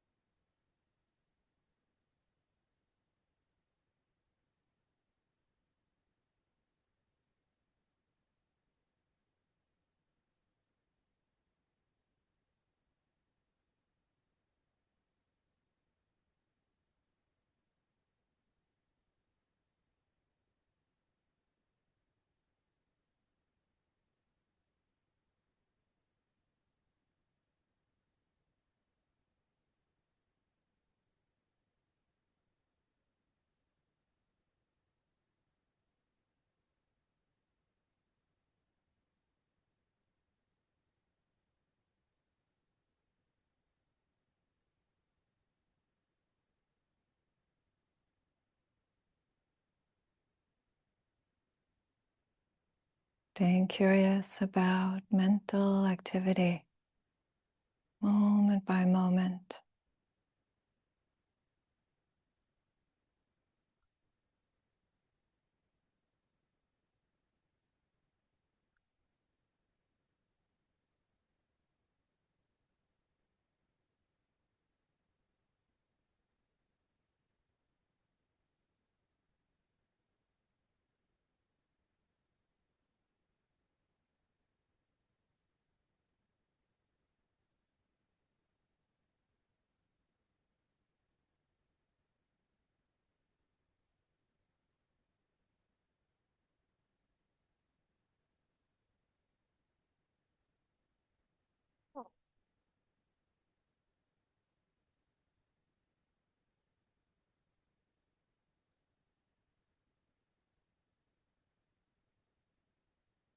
And having observed the mind for some period of time, you might also be noticing certain patterns, certain tendencies that are being expressed right now. So if you're really angry about something or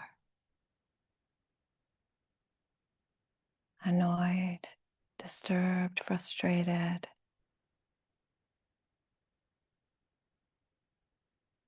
you might see that quality in the mind, dosa, anger or hatred, as a theme that plays out again and again in different thoughts.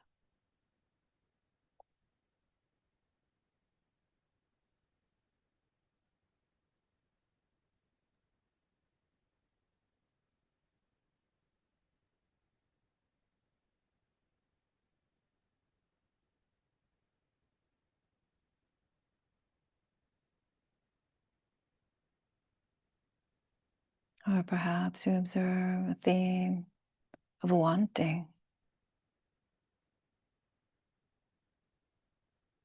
Oh, I can't wait to have that second helping of cake at lunch.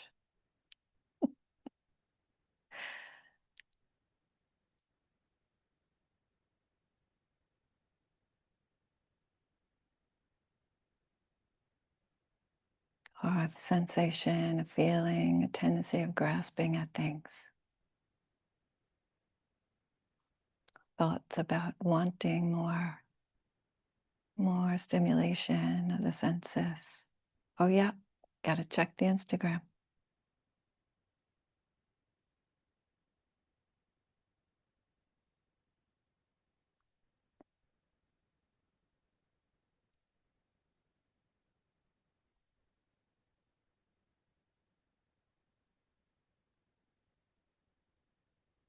So that would take the form of desire or greed, raga.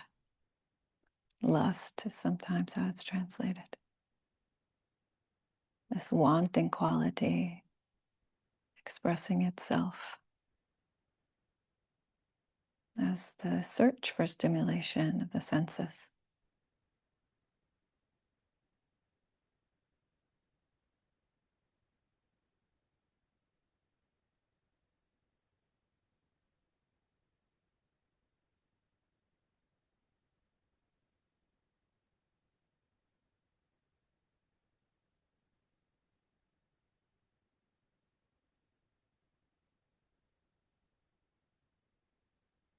And perhaps there's some confusion. Perhaps it's hard to even discern any of those things because the mind is dull or the mind is confused.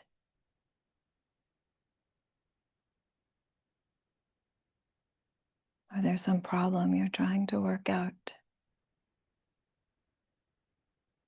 And that not knowing is gnawing at you. All of that delusion. Expressed as a tendency in the thoughts.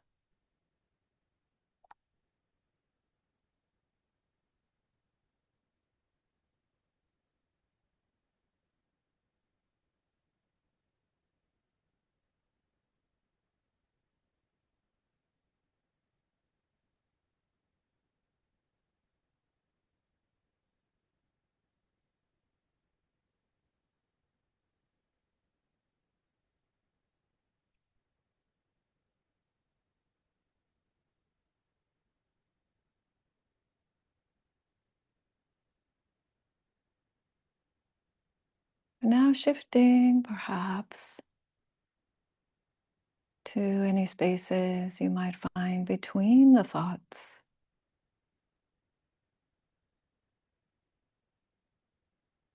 Or to the field of awareness itself.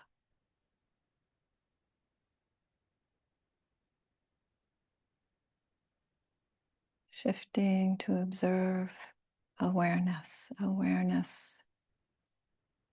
aware of itself.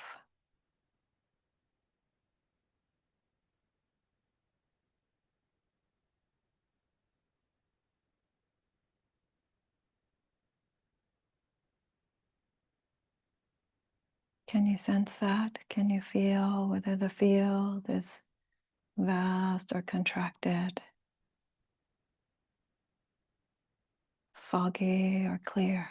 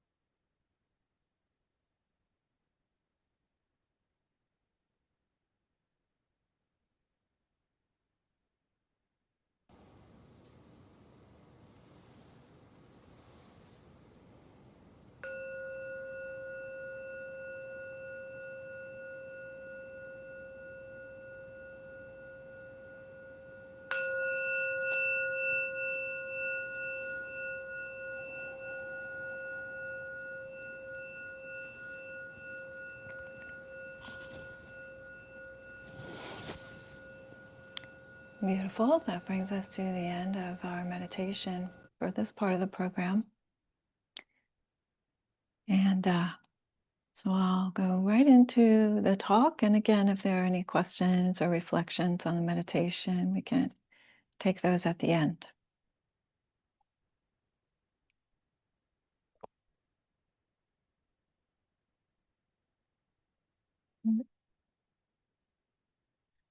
And I'm going to begin, as I always do, with the homage to the Buddha and the Triple Gem. So everyone's welcome to chant along if you like. Please keep your mics muted. Namo tassa bhagavato arahato samma sambuddhassa. Namo tassa bhagavato arahato samma sambuddhassa. Namo tassa bhagavato arahato samma sambuddhassa. Buddhaṃ Dhammaṃ Sanghaṃ namasami.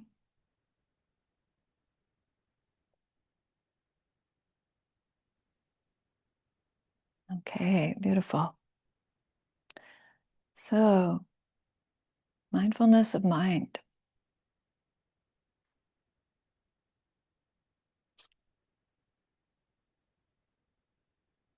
So I want to look very specifically at how the sutta describes this. And we have many very good translations of the Satipatthana Sutta, but I'm going to use Venerable Bodhi's, of course, and we might refer to a couple of other people as well. But just to say that the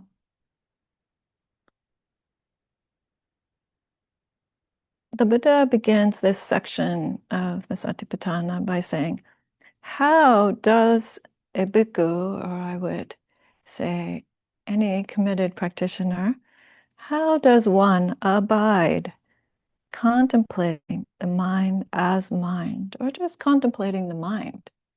How does one abide?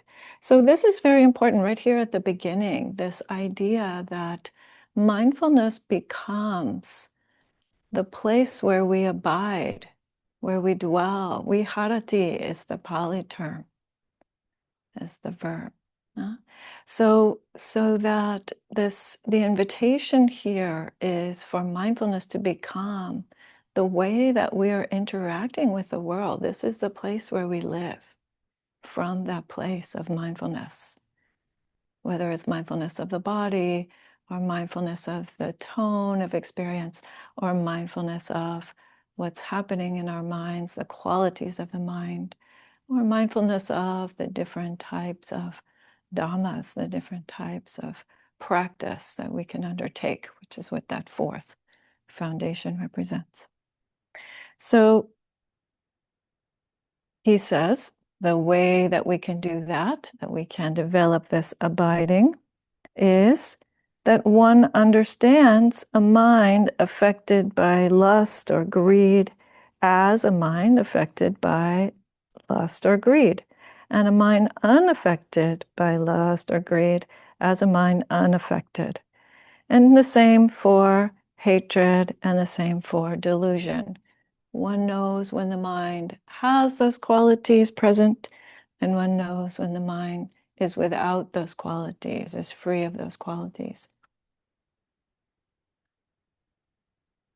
So this is very interesting, because you can look at this as an instruction about individual moments of the mind, right? So the Buddha speaks about contact, about how our experience is actually moment by moment, the coming together of consciousness and the sense organs, including mind as a sense organ, but the sense organs, or the sense fields, if you will, and their corresponding objects.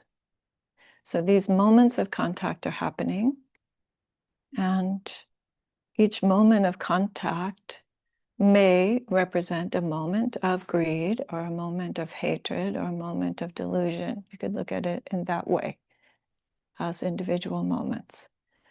Or, as I mentioned during the meditation, you might see these as streams of thought, as tendencies of thought that are arising in the mind through various different kinds of thoughts. So one moment you're having an idea about eating the whole bag of jelly beans, and the next moment you're having an idea about needing to get more of something else.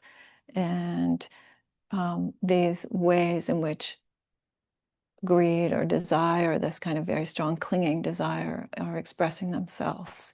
So it may be that you see it as a pattern of thought that's happening. And the other interesting aspect is this aspect of without that, right? So interestingly, this is not just a practice of mindfulness. This is also a practice of investigation, the second factor of awakening. You have to have some investigation in order to discern for yourself, oh, these are the moments of mind that I'm observing. These are the content or the qualities of those moments of mind that I'm observing. But noticing also that there's something not there is a discernment. That's an investigation. So we're being asked to do both.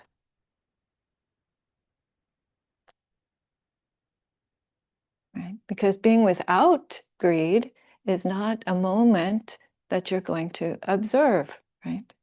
What you're observing is other things being present, so to speak, right? And then noticing that difference, making that discernment, being able to make that comparison, which is an investigation. So you have greed, hatred, and delusion. These three are very commonly known as the unwholesome roots, or sometimes also known as the poisons. The Buddha identified them as the basic problems of humanity right there, the three most important problems of humanity, or three of the most important problems, you could say. These attributes that we encounter that are dukkha, they are difficulties.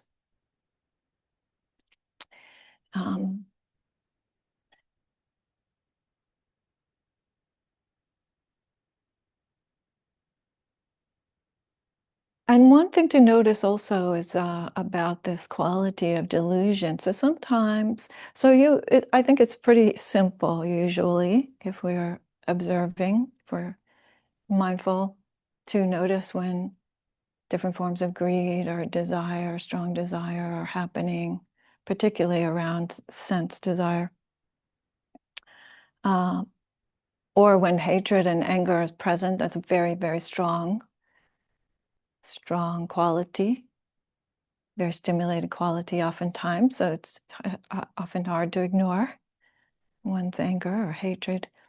And the delusion is one that we need to talk about a little bit though, right? How to observe delusion, because delusion is what? It's a mistaken view that you believe. That's why it's delusion. If you didn't believe it, then it wouldn't be delusion. Then it would just be an accidental thought, right? So how to observe delusion in the mind, this is something interesting. And yet it happens all the time. We are encountering our conceptual mistakes all the time. Our mistakes about how we think the world is. And then the world shows us that the world is not actually like that. This happens time and time again. Or even who we are, what's going on in our bodies, what's going on in our minds. Sometimes we have an idea about that, and then we have a look and we think, oh my gosh, I was mistaken about that. So it's interesting to notice delusion, to really receive that. I think oftentimes we want to just gloss over that, like, oh, okay, you just move on.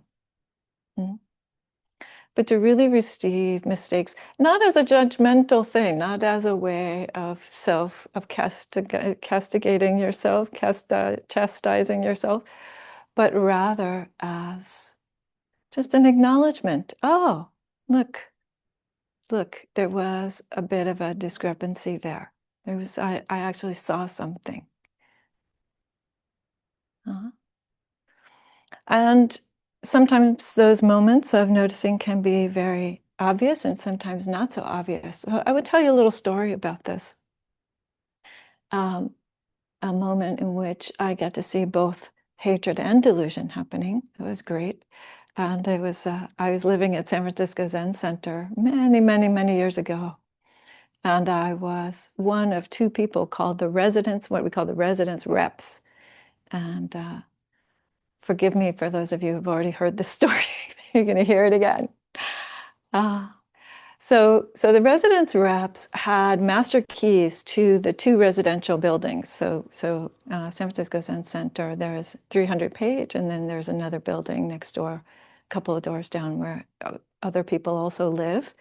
And so there was somebody who had the key in case you lost your handbag or you dropped your keys somewhere or something happened and you got locked out. So there were two of us, myself and this gentleman at this particular point in time. And this gentleman and I, we just really had very, very different communication styles. We had a really hard time kind of trying to even organize ourselves around how to do this. Because I lived in one building and he lived in the other building, and he lived in the main 300 Page building, and I was living in the other building. But so ultimately we had a lot of talk around this, and we kind of negotiated that we would post both of our names and phone numbers in both buildings so that people had the best chance of getting a hold of one of us if they got locked out. Okay, great. So I wrote down on a little piece of paper my name and phone number, his name and phone number, and I posted it in the building where I lived. And then I was over in 300 Page, and I was looking for him to post that on the residence bulletin board. But, one day goes by, 2 days go by, 3 days go by, and it doesn't get posted. And by that time, I'm starting to get annoyed, right? I'm like, okay, now what happened here? You know, we had this whole conversation around this. And then one day I was in the building and I saw that there was a little note posted and it had only his name and phone number on it. And then I was really annoyed because then I was like, why did I even bother to have a conversation with this person? And he's not doing what we agreed to. And, you know, it's not helpful to other people to do it that way, and so on and so on. So I thought, well, I'm going to have to talk to him when I see him again next time. So sure enough, of course, we live in the same community. So I ran into him in the hallway shortly thereafter. And I said, hey, you know, I saw that you posted only your name and phone number on the bulletin board over here on 300 page. And before I could even say anything more, he jumped in and he said, yeah, actually, I didn't do that. So-and-so did it because I had forgotten to post anything. And so that other person did it for me and didn't do it the way we had talked about doing it. And I must have had my mouth wide open at that point. I was so shocked that I didn't even like say, oh, but you know, you should have posted it days ago or whatever. I didn't even move on to any of that. I was just completely bowled over by the fact that the way that I thought the world was, the thing that I thought had happened, the thing that I thought there was actual physical proof of on the bulletin board had not actually happened. And all of that anger and frustration with him was just my own. So I had a sudden moment of realizing the hatred, the anger that I was experiencing at that time. I don't know if it was hatred. That seems pretty harsh. I don't think it was quite that harsh, but nonetheless, anger and delusion, right? I would have sworn to you that this was what had happened and I had proof, but that wasn't what had happened, actually. So it was really important at that moment to stop and just take stock of that moment of acknowledgement also of the mistake. It was very useful. It was a good learning for me. So just notice when those times happen in your own life. Just notice. Because that is part of the way in which we are deluded about much more subtle things as well. That's how it's happening. We think that we see proof in the physical world, in the mental world, of a self that is permanent and controllable and continuous. But that is just a misunderstanding of what you're actually observing.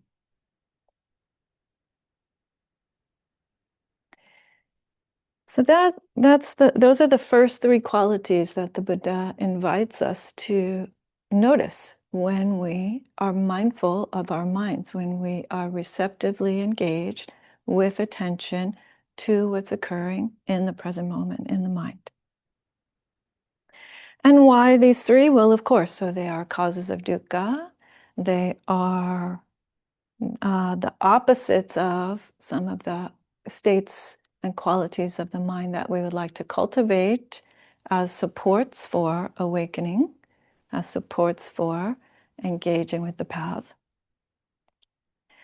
But even then, seeing the impermanence of them, just as we saw in the meditation, hopefully, the arising, presence, and ceasing of those moments is helpful. Because observing the impermanence is a key insight as well.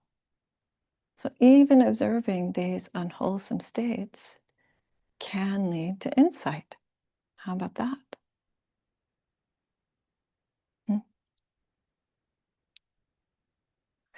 And sometimes, and we see this actually in Majjhima Nikaya too, in Middle Length Discourse number 2, some unwholesome states, particularly, for example, sense desire, states of sense desire, are dispelled simply by observing them. That's one of the ways that the Buddha describes being able to move away from various, what we call taints, or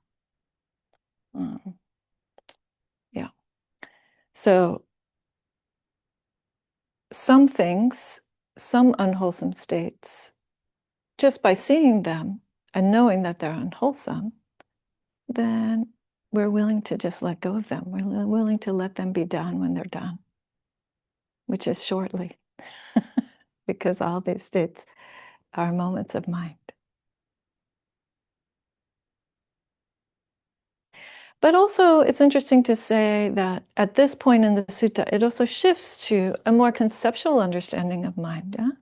So we move then from these states to whether the mind is contracted and whether mind is distracted. So contracted or constricted is another way that this is sometimes translated. We want to notice when that's happening in the mind for many reasons. One is, so the commentaries here speak about the mind being contracted or constricted as a result of dullness, that because of a lack of clarity, it's hard to see, like when you're driving in the fog, right? You can't see far. You can only see close up. Kind of like that. But I want to add that there can be states of contracted mind or constricted mind, which is a form of fear or anxiety, right? This is another way that we can feel the mind becomes very tight. And when the mind is tight, it's more likely to be reactive, right? So a spacious, vast, beautiful, boundless mind of, say, loving kindness or compassion or joy or equanimity is going to be much less reactive than a mind which is tight and constrained and fearful, right? That's just typically, generally speaking, what you might observe. So that's another reason why we want to know whether the mind is feeling constricted. Is it because of dullness, or is it because there is fear? What's going on there? And then the scattered or the distracted mind. So that's the sense that we often have of the mind constantly going out and looking for a new object, looking at another thing, right? Not being able to stay where we would like to point it. Sometimes the metaphor that I like to use, or the simile that I like to use for this, is the mind like the octopus, right? Sometimes our mind is like the octopus. You got 8 arms going, and they're all reaching out for the next shiny thing, and things get stuck on the arms, and you're trying to let them go, but it's hard. That's scattered mind. That's this distracted mind. Right? So again, how to work with that, knowing how to work with that. So in the next phase, the next foundation of mindfulness, Buddha will talk about the 7 factors of awakening. And he says very specifically that 3 of those 7 factors are calming factors, are tranquilizing factors. So if you're observing in your mindfulness of mind a scattered, distracted mind, you might want to start with those calming factors, right? Rather than starting with a stimulating factor or doing a lot of this kind of investigative, which is also a stimulating factor, right? So there's ways of assessing what's actually present so that we know how to bring it more into balance. We know how to start to investigate what's present and what's absent, and the relationships, the interrelationships between these different aspects of our practice.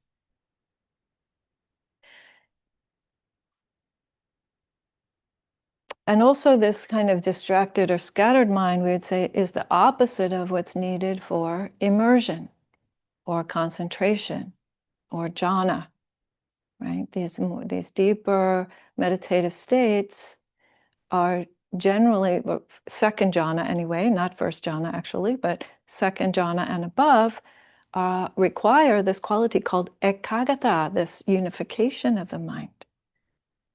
Yeah? The opposite of this kind of scattered, distracted mind. So you need to know what you're working with, right? If that's what's there, then you're not going to expect to go right away into a jhana. You're going to expect to perhaps work with that, work with trying to find some grounding, work with trying to find an object that's pleasant enough that you're willing to stay with it.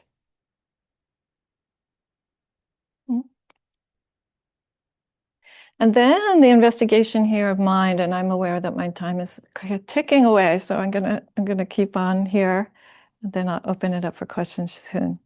But then the investigation continues, and we go from extracted mind to exalted or unexalted, surpassed, and I would say perhaps more like surpassable mind or unsurpassable, and then concentrated or immersed mind or unconcentrated, and liberated or unliberated. So now we're looking at the positive qualities of the mind, right? Now we're also checking to see, are there some of these beautiful positive qualities that are helpful on the path? Are those present or are they absent? Yeah. So Mahāgata is being translated here as exalted, or you could also think of that sometimes as expansive or like the higher mind. The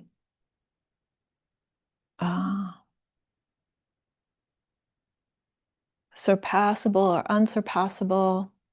I mean, in a practical sense, I like to think of this for myself in a practical sense as like, is there a next step? Do I discern a next step? That would be a surpassable mind, right?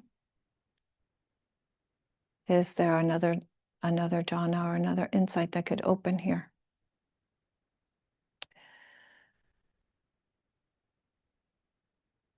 And then the composed mind, samahita, this mind that is concentrated or collected or immersed, composed. It doesn't have to be a samadhi, actually. I would say that to make this kind of discernment, you may not be in a full jhana. That you would be probably more quiet of mind in that case. This is more, again, there's a degree of investigation going on here.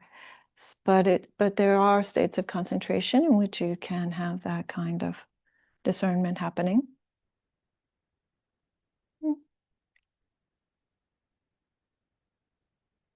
I often like to quote, just for folks who find concentration difficult, I often like to quote Ajahn Chah, who said that you only need as much concentration for waking up. You only need as much concentration as you need to read a book.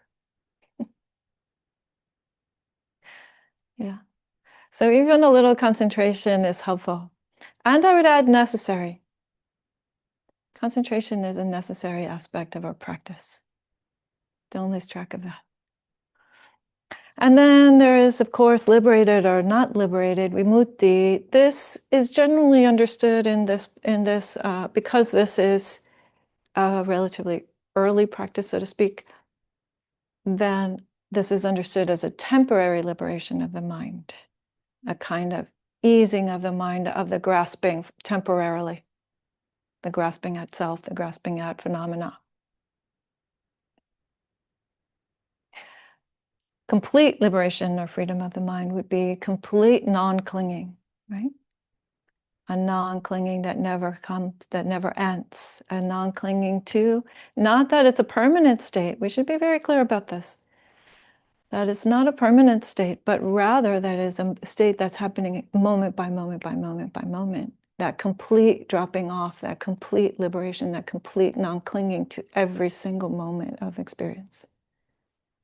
That would be the ultimate liberation. This is talking about temporary liberation. Do you see that in the mind or not? Or not?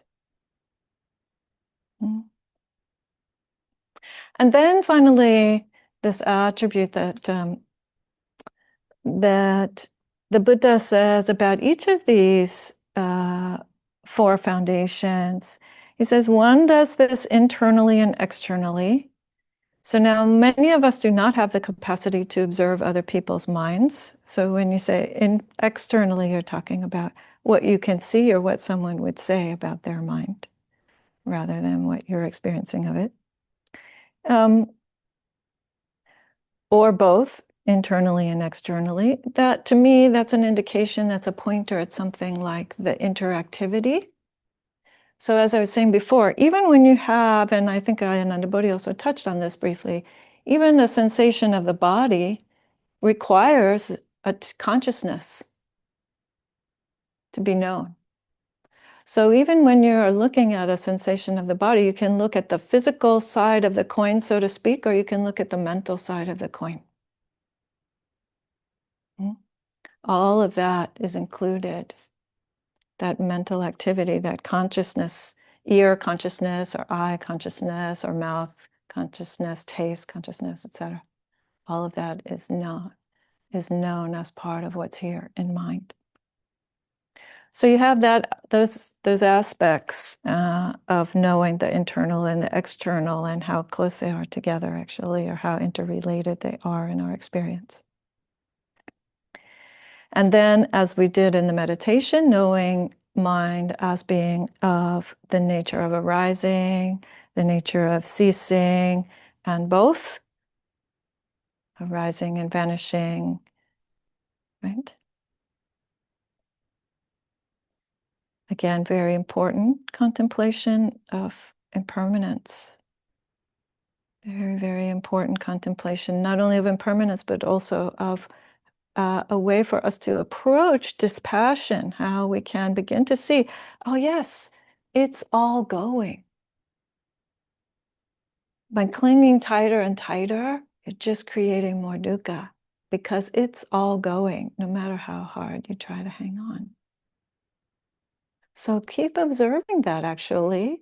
Keep observing that it's going, and reminding yourself until it really sinks in. It's going, it's going, it's going.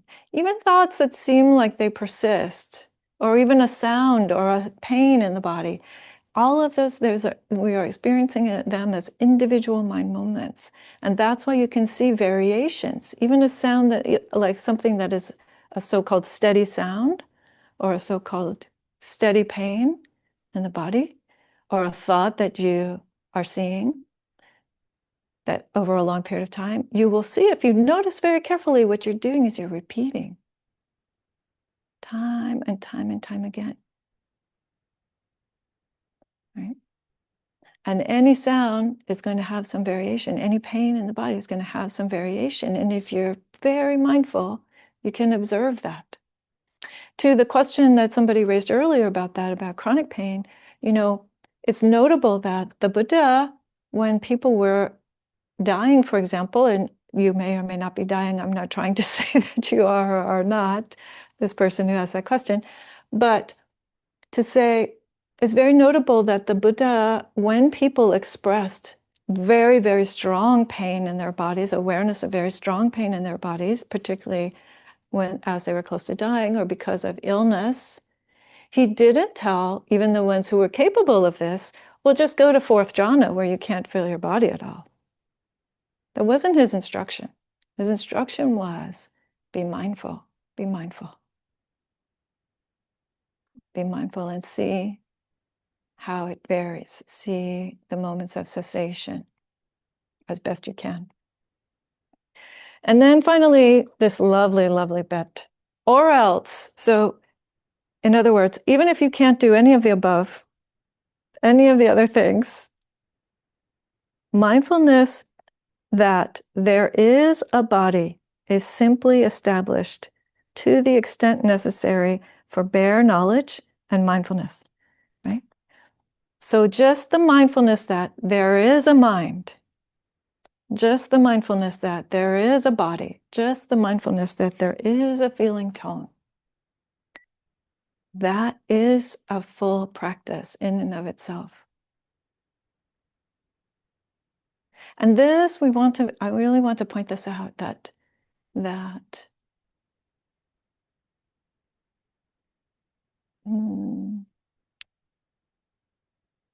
we shouldn't confuse the emptiness of a thing or the insubstantiality that the Buddha attributes to the mind and to the various attributes that we experience with saying that they're not experienced. They are experienced.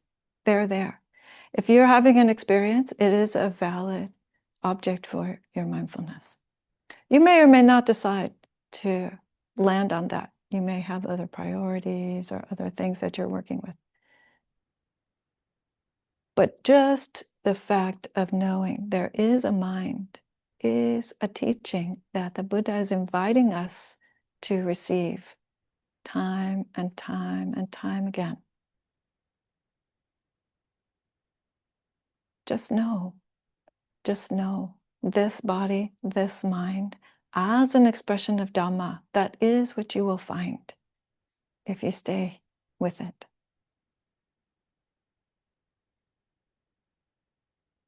So, thank you very much. That is what I wanted to share with you about mindfulness of mind today. And somebody else is going to talk at some other time about the fourth establishment of mindfulness. Well, thank you so much, Dhammadīpā, for that really helpful, wonderful teaching. Now, for people who have questions, we'll do like we did before. If you have something you want to put in the chat, I will read it out for you, or you can raise your hand and we will ask you to say what you have on your mind. So we are open now for any questions.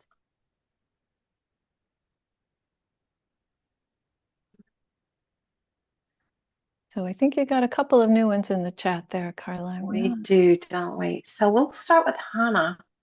Does vedanā precede the arising of greed, hate, anger, or delusion?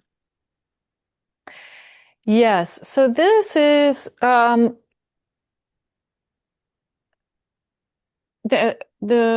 short answer is yes. So vedanā is said to be sparked at the point of contact each time, versus greed, anger, and delusion are sankharas. They are responses to what we perceive, responses or reactions to what we perceive. And this can get a little tricky. So the example that I want to give you is that,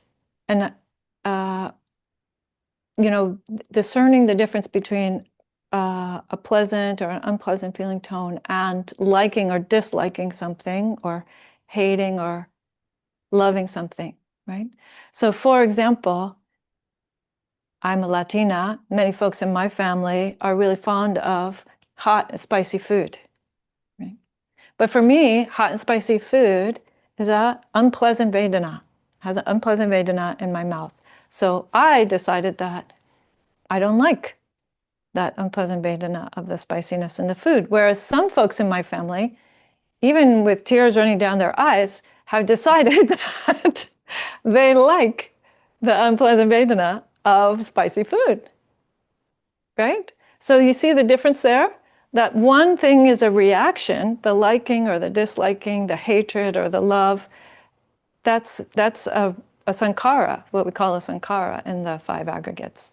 That's a response or a reaction to the vedanā itself, the basic tone of the thing. So hopefully that helps make a distinction there. Okay, I don't see any hands. So Carol is asking, during meditation, when looking at thoughts, as soon as they are noticed, the thought ends. So Noting feeling tone was always in past tense. How do you get the feeling tone when the thoughts disappear? Okay. So yes, the mind moves incredibly quickly. Actually, you're only observing a subset of the actual number of mind, of instances of contact or instances of experience that are happening for the most part. There's a bunch of activity that's happening in the mind, and we kind of skip our stone over the stream of mental activity, if you will, in different ways, depending on how whether we're agitated or calm, or whether we're looking for a particular type of perception and so on. There are lots of different ways that we can influence that. But just to say that, yes, typically, unless you are in a very, very calm state, you will always be looking at the feeling tones as in the past tense. Because what has happened is the thought comes, but then you are taking that thought as the object in the next moment to observe what the feeling tone was of that thought, if you see what I'm saying.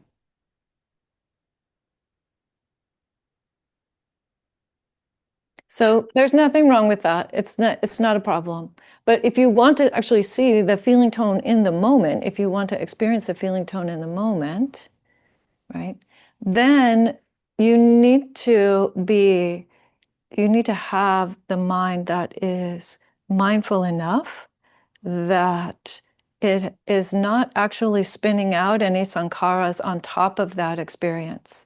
So some of you may know the sutta, it's not a sutta actually, the conversation that the Buddha had with Bahya, the bark robe ascetic, who approaches the Buddha in the middle of his alms round. The Buddha says, no, Bahya, it's not time right now. It's not time to ask questions right now. But Bahya insists, and the teaching that the Buddha gives him is, you should train yourself thus. In the herd, there will be only the herd. In the scene, there will be only the scene. In the thought, there will be only the thought. When you train yourself thus, then there will be no you in that, or between that, or around that. And just that is the end of suffering. So what the Buddha is pointing to there is that having dropped off the reactivity to the actual experiences themselves, then you can observe them clearly. That is direct knowing, rather than what we typically observe, which is the reaction to the thing, which is okay. As I said earlier, even acknowledging, even observing reactions to things is also a helpful practice. Indeed, I would go so far as to say that sometimes there's a prejudice around, or a preference, let's say, of trying to really observe specific conditionalities, to observe very, very finite parts, small instances of arising and ceasing as a way to unlock insight. And that is certainly helpful. And I will also say that at the layer of, if you will, or the experience of seeing our tendencies of mind, the patterns of thought that we tend to go to, the actual content, if you will, of emotions and ideas and plans and all of that, that is also necessary. We must actually understand that as well. Otherwise, what we're doing is spiritual bypassing. Otherwise, what we're doing is using our concentration as a way to avoid the content of our lives. We need to both understand the content, and this description of mindfulness of mind shows us exactly that, right? Understand the content. Is there greed? Is there hatred? Is there confusion? But also understand the more specific and more subtle attributes that are there. So the Buddha's giving us that instruction as well. Okay, thank you. We have a couple of people saying thank you in the chat. We have Cynthia saying thank you for your teaching. And Watikaria says, thank you for the excellent explanation, especially with regard to the teaching on chronic illness. And then we have a comment. Someone, Sherdela said, when seeing, just see, etc., which you then went on to express, which I thought was kind of cute. So Emily asks, is the field of awareness that you spoke of in the meditation, the awareness aware of itself, what is operating when we abide in contemplating the mind? So that is vijnana, that's consciousness. That's consciousness observing consciousness. When you really see, so that's why I tried to make the distinction a little bit, because again, citta or mind is consciousness and all that activity, all the activity that's possible, everything in what we would call the cognitive experience. Vijnana, so again, I'm just trying to throw in the Pali word so that we have a little bit of a sense of how the Buddha distinguished between these things. Vijnana is consciousness itself, or you could say the bare awareness, or in the sixth sense fields, it is a field of experience. A field, just like vision, the mind is a field, a sense organ. I love that description, right? Think about that. Think about that. The mind as a sense organ or a sense realm. So that's consciousness, usually, when we think about it in that way. That you can observe for example, in metta, the boundlessness of consciousness pervaded by a particular quality. That's why those Brahmaviharas are said to be, are instructed according to the directions, first in this direction, and then in that direction, and then behind and next to you, and then above and below, all around, right? As an instruction to widen the experience of the mind until it is boundless, until you can see that consciousness itself is boundless. But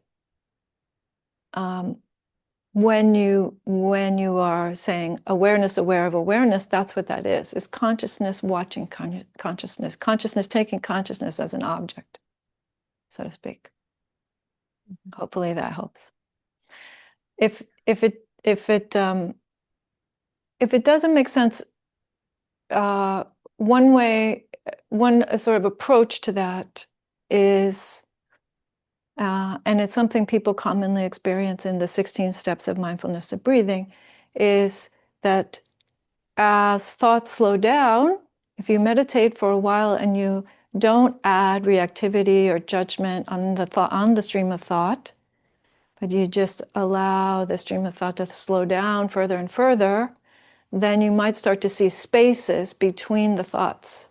And that space, quote unquote, is a moment of consciousness taking consciousness as its object, rather than a sense thing, rather than a touch on your skin or something. Okay.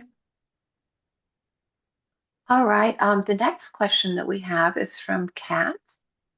And it is, when exploring the neutral feeling tone, would I try to move it from the neutral worldly, not feeling my intestines, to the positive unworldly, being grateful for not having a tummy ache, which will brighten my mind? Okay. Well, I can't say in a specific instance whether you should make that choice. But here's what I will say.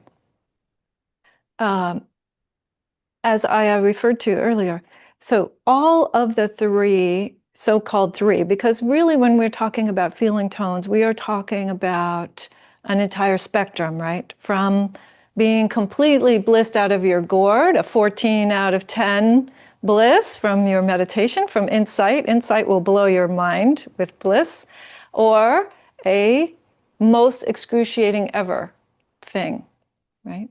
That's the spectrum that's being described briefly, in brief, as pleasant, unpleasant, or neutral, right? So all of them are useful. All of them. Anytime you see a Vedana, it's useful. And I will tell you why. Because Vedana is the closest to the point of contact. It's like a little red flag for you. If you can see that, you can see the point of contact. Right? So whether it's a neutral or it's a pleasant or it's an unpleasant is actually not, it can be important and instructive in some way because, again, of the way that we would tend to cling to or pull away from or try to ignore certain aspects. But any time that you're able to see the Vedana, I believe that is a beneficial experience. That is an instructive experience. Now, do we want to be generating positive qualities in the mind as much as possible? Sure, we want to be generating positive qualities in the mind, but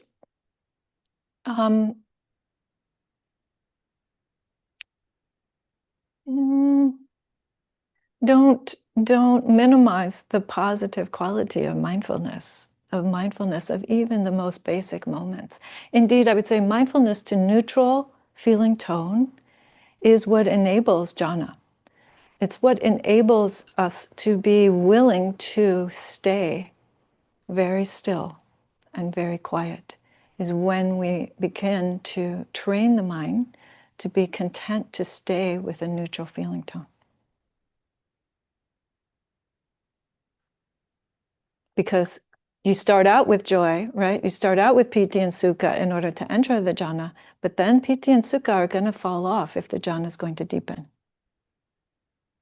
Right? Piti and sukha being joy and bliss, or I like to think of them as like happiness and contentment, right? A kind of stimulated joy and a kind of calmer joy, but eventually those are experienced as too gross. And then the mind will drop them off naturally in order to deepen into a different concentration into the next jhana. Yeah. Okay, Carla, what do you think? Maybe one more question? Yeah, I know we've got two more. Okay, great. And we're just going to have to stop then. So trying to understand your explanation of complete liberation. This is Hannah, by the way. Trying to understand your explanation of complete liberation and the part about moment by moment. Does it mean that there is, No, go ahead. Does it mean that there is no more arising of greed, anger, delusion, sankharas? Or does it mean that one abides moment by moment, but they still arise, but one lets go of them as one knows what they truly are? Yeah, good question. No, it's that they don't arise, and they don't arise because moments of experience are not clung to. So those unwholesome roots are said to be completely uprooted in one who is fully liberated, right? So to give the example, and I don't have my fabulous one and only favorite prop, which is the ball, the little light ball, but I'm going to use my spare mic as an example. So when we have a moment of experience, normally we're doing this. We're holding on to it. We're identifying it. Oh, this is me. And I like this, or I hate this, or I want it to go away, or I want more of it, or whatever it is. Yeah, and we're not even mostly aware that that's what's happening, but that is what's happening. And you can see that this is going to get pretty uncomfortable pretty quickly, right? But then we get smart. Then we hear some Dhamma, we do some practice, and we get smart, and we start doing this. And we say, oh, you see, I've let go. And I say, no, you haven't. That's not letting go. That's maybe a little less clinging than before, right? That's maybe a little less dukkha than before, but that's not actually letting go. Actually letting go is knowing that moments of experience, it's hard to do without the ball, I will say. Moments of experience are doing this. They just come and go. And there is no clinging or no resistance or no anything to that. It just comes and goes. So when it comes and goes like that, then that friction, right? Dukkha is friction. That friction is gone. That's liberation. That's what I'm saying about liberation, moment by moment. Liberation plays itself out moment by moment, because then once you really know, once you have really seen to the bottom, undoubtedly, the fact of impermanence, cessation, conditionality, then this is the only thing that makes sense anymore.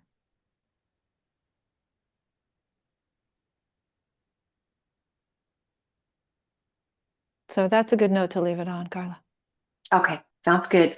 And Bonnie has a comment that I think we would all like to repeat. We all thank you both for your teaching today. It was just really wonderful. I really appreciate what you have done today. We also want to thank George. Thank you to Ayya also. Yes. I also want to thank George Clapp, BGR board member and our Zoom host for the day. He is posting the link to the BGR website, where you can learn more about our history, mission, and projects, and links to the Dasanya Buddhist community and the Parayana Vihara websites, where you can learn more about their work and where they are, and more about these two nuns that have been with us today. Yes. We thank Kim Ban, the executive director of BGR, who organized this event with the help of all the BGR staff. Yes. We thank all those who have joined us today, and we hope you will continue to support the mission of Buddhist Global Relief and our projects to relieve the suffering of those all over the world. Right now, our teachers will close our meeting and share the merits of our practice today. So, yes, but just before we do that, Ayya, just to say again, yes, echoing all the gratitude. Thank you. Thank you to everyone who makes BGR possible. And thank you to all of you who are here practicing together with us today, taking care of your lives this way. It's beautiful. Sadhu, sadhu, sadhu. So sharing the merits for the benefit of all sentient beings. Akasata chabumata dewa naga mahindika punyang tang anumoditwa chirang rakangtu desanang. Akasata chabumata dewa naga mahindika punyang tang anumoditwa chirang rakangtu sasanang.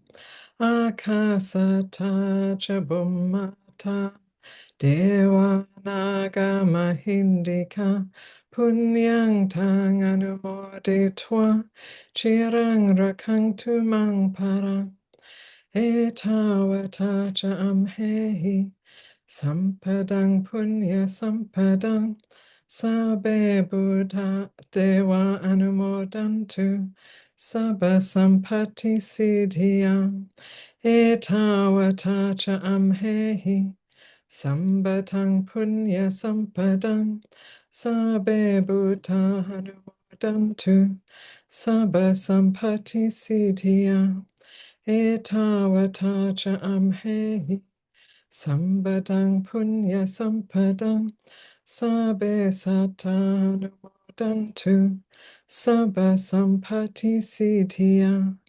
Pavagupadaya avichihetato etantare satakayupapana rupya rupicha asanya sanyano dukkha pamuchantu pusantu nibuting. Sadhu, sadhu, sadhu. So sharing the merits of our practice for the benefit of all sentient beings, all beings in all realms. May all beings benefit from our practice, and may we continue in our practice and insight for the benefit of all sentient beings. Sadhu, sadhu, sadhu. Beautiful. well, thank you all very much, and we hope to see you for our next Satipatthana event before too long. We'll let you know. Thank you all. Sadhu, sadhu. Have a good weekend. Bye-bye. Sadhu, sadhu, sadhu. Thank you. Thank you, dear Bante. Thank you, everyone. Have a nice weekend. Thank you all. Everyone. Goodbye, everyone. Bye. Thank you, Ayas. You. Bye-bye. Bye.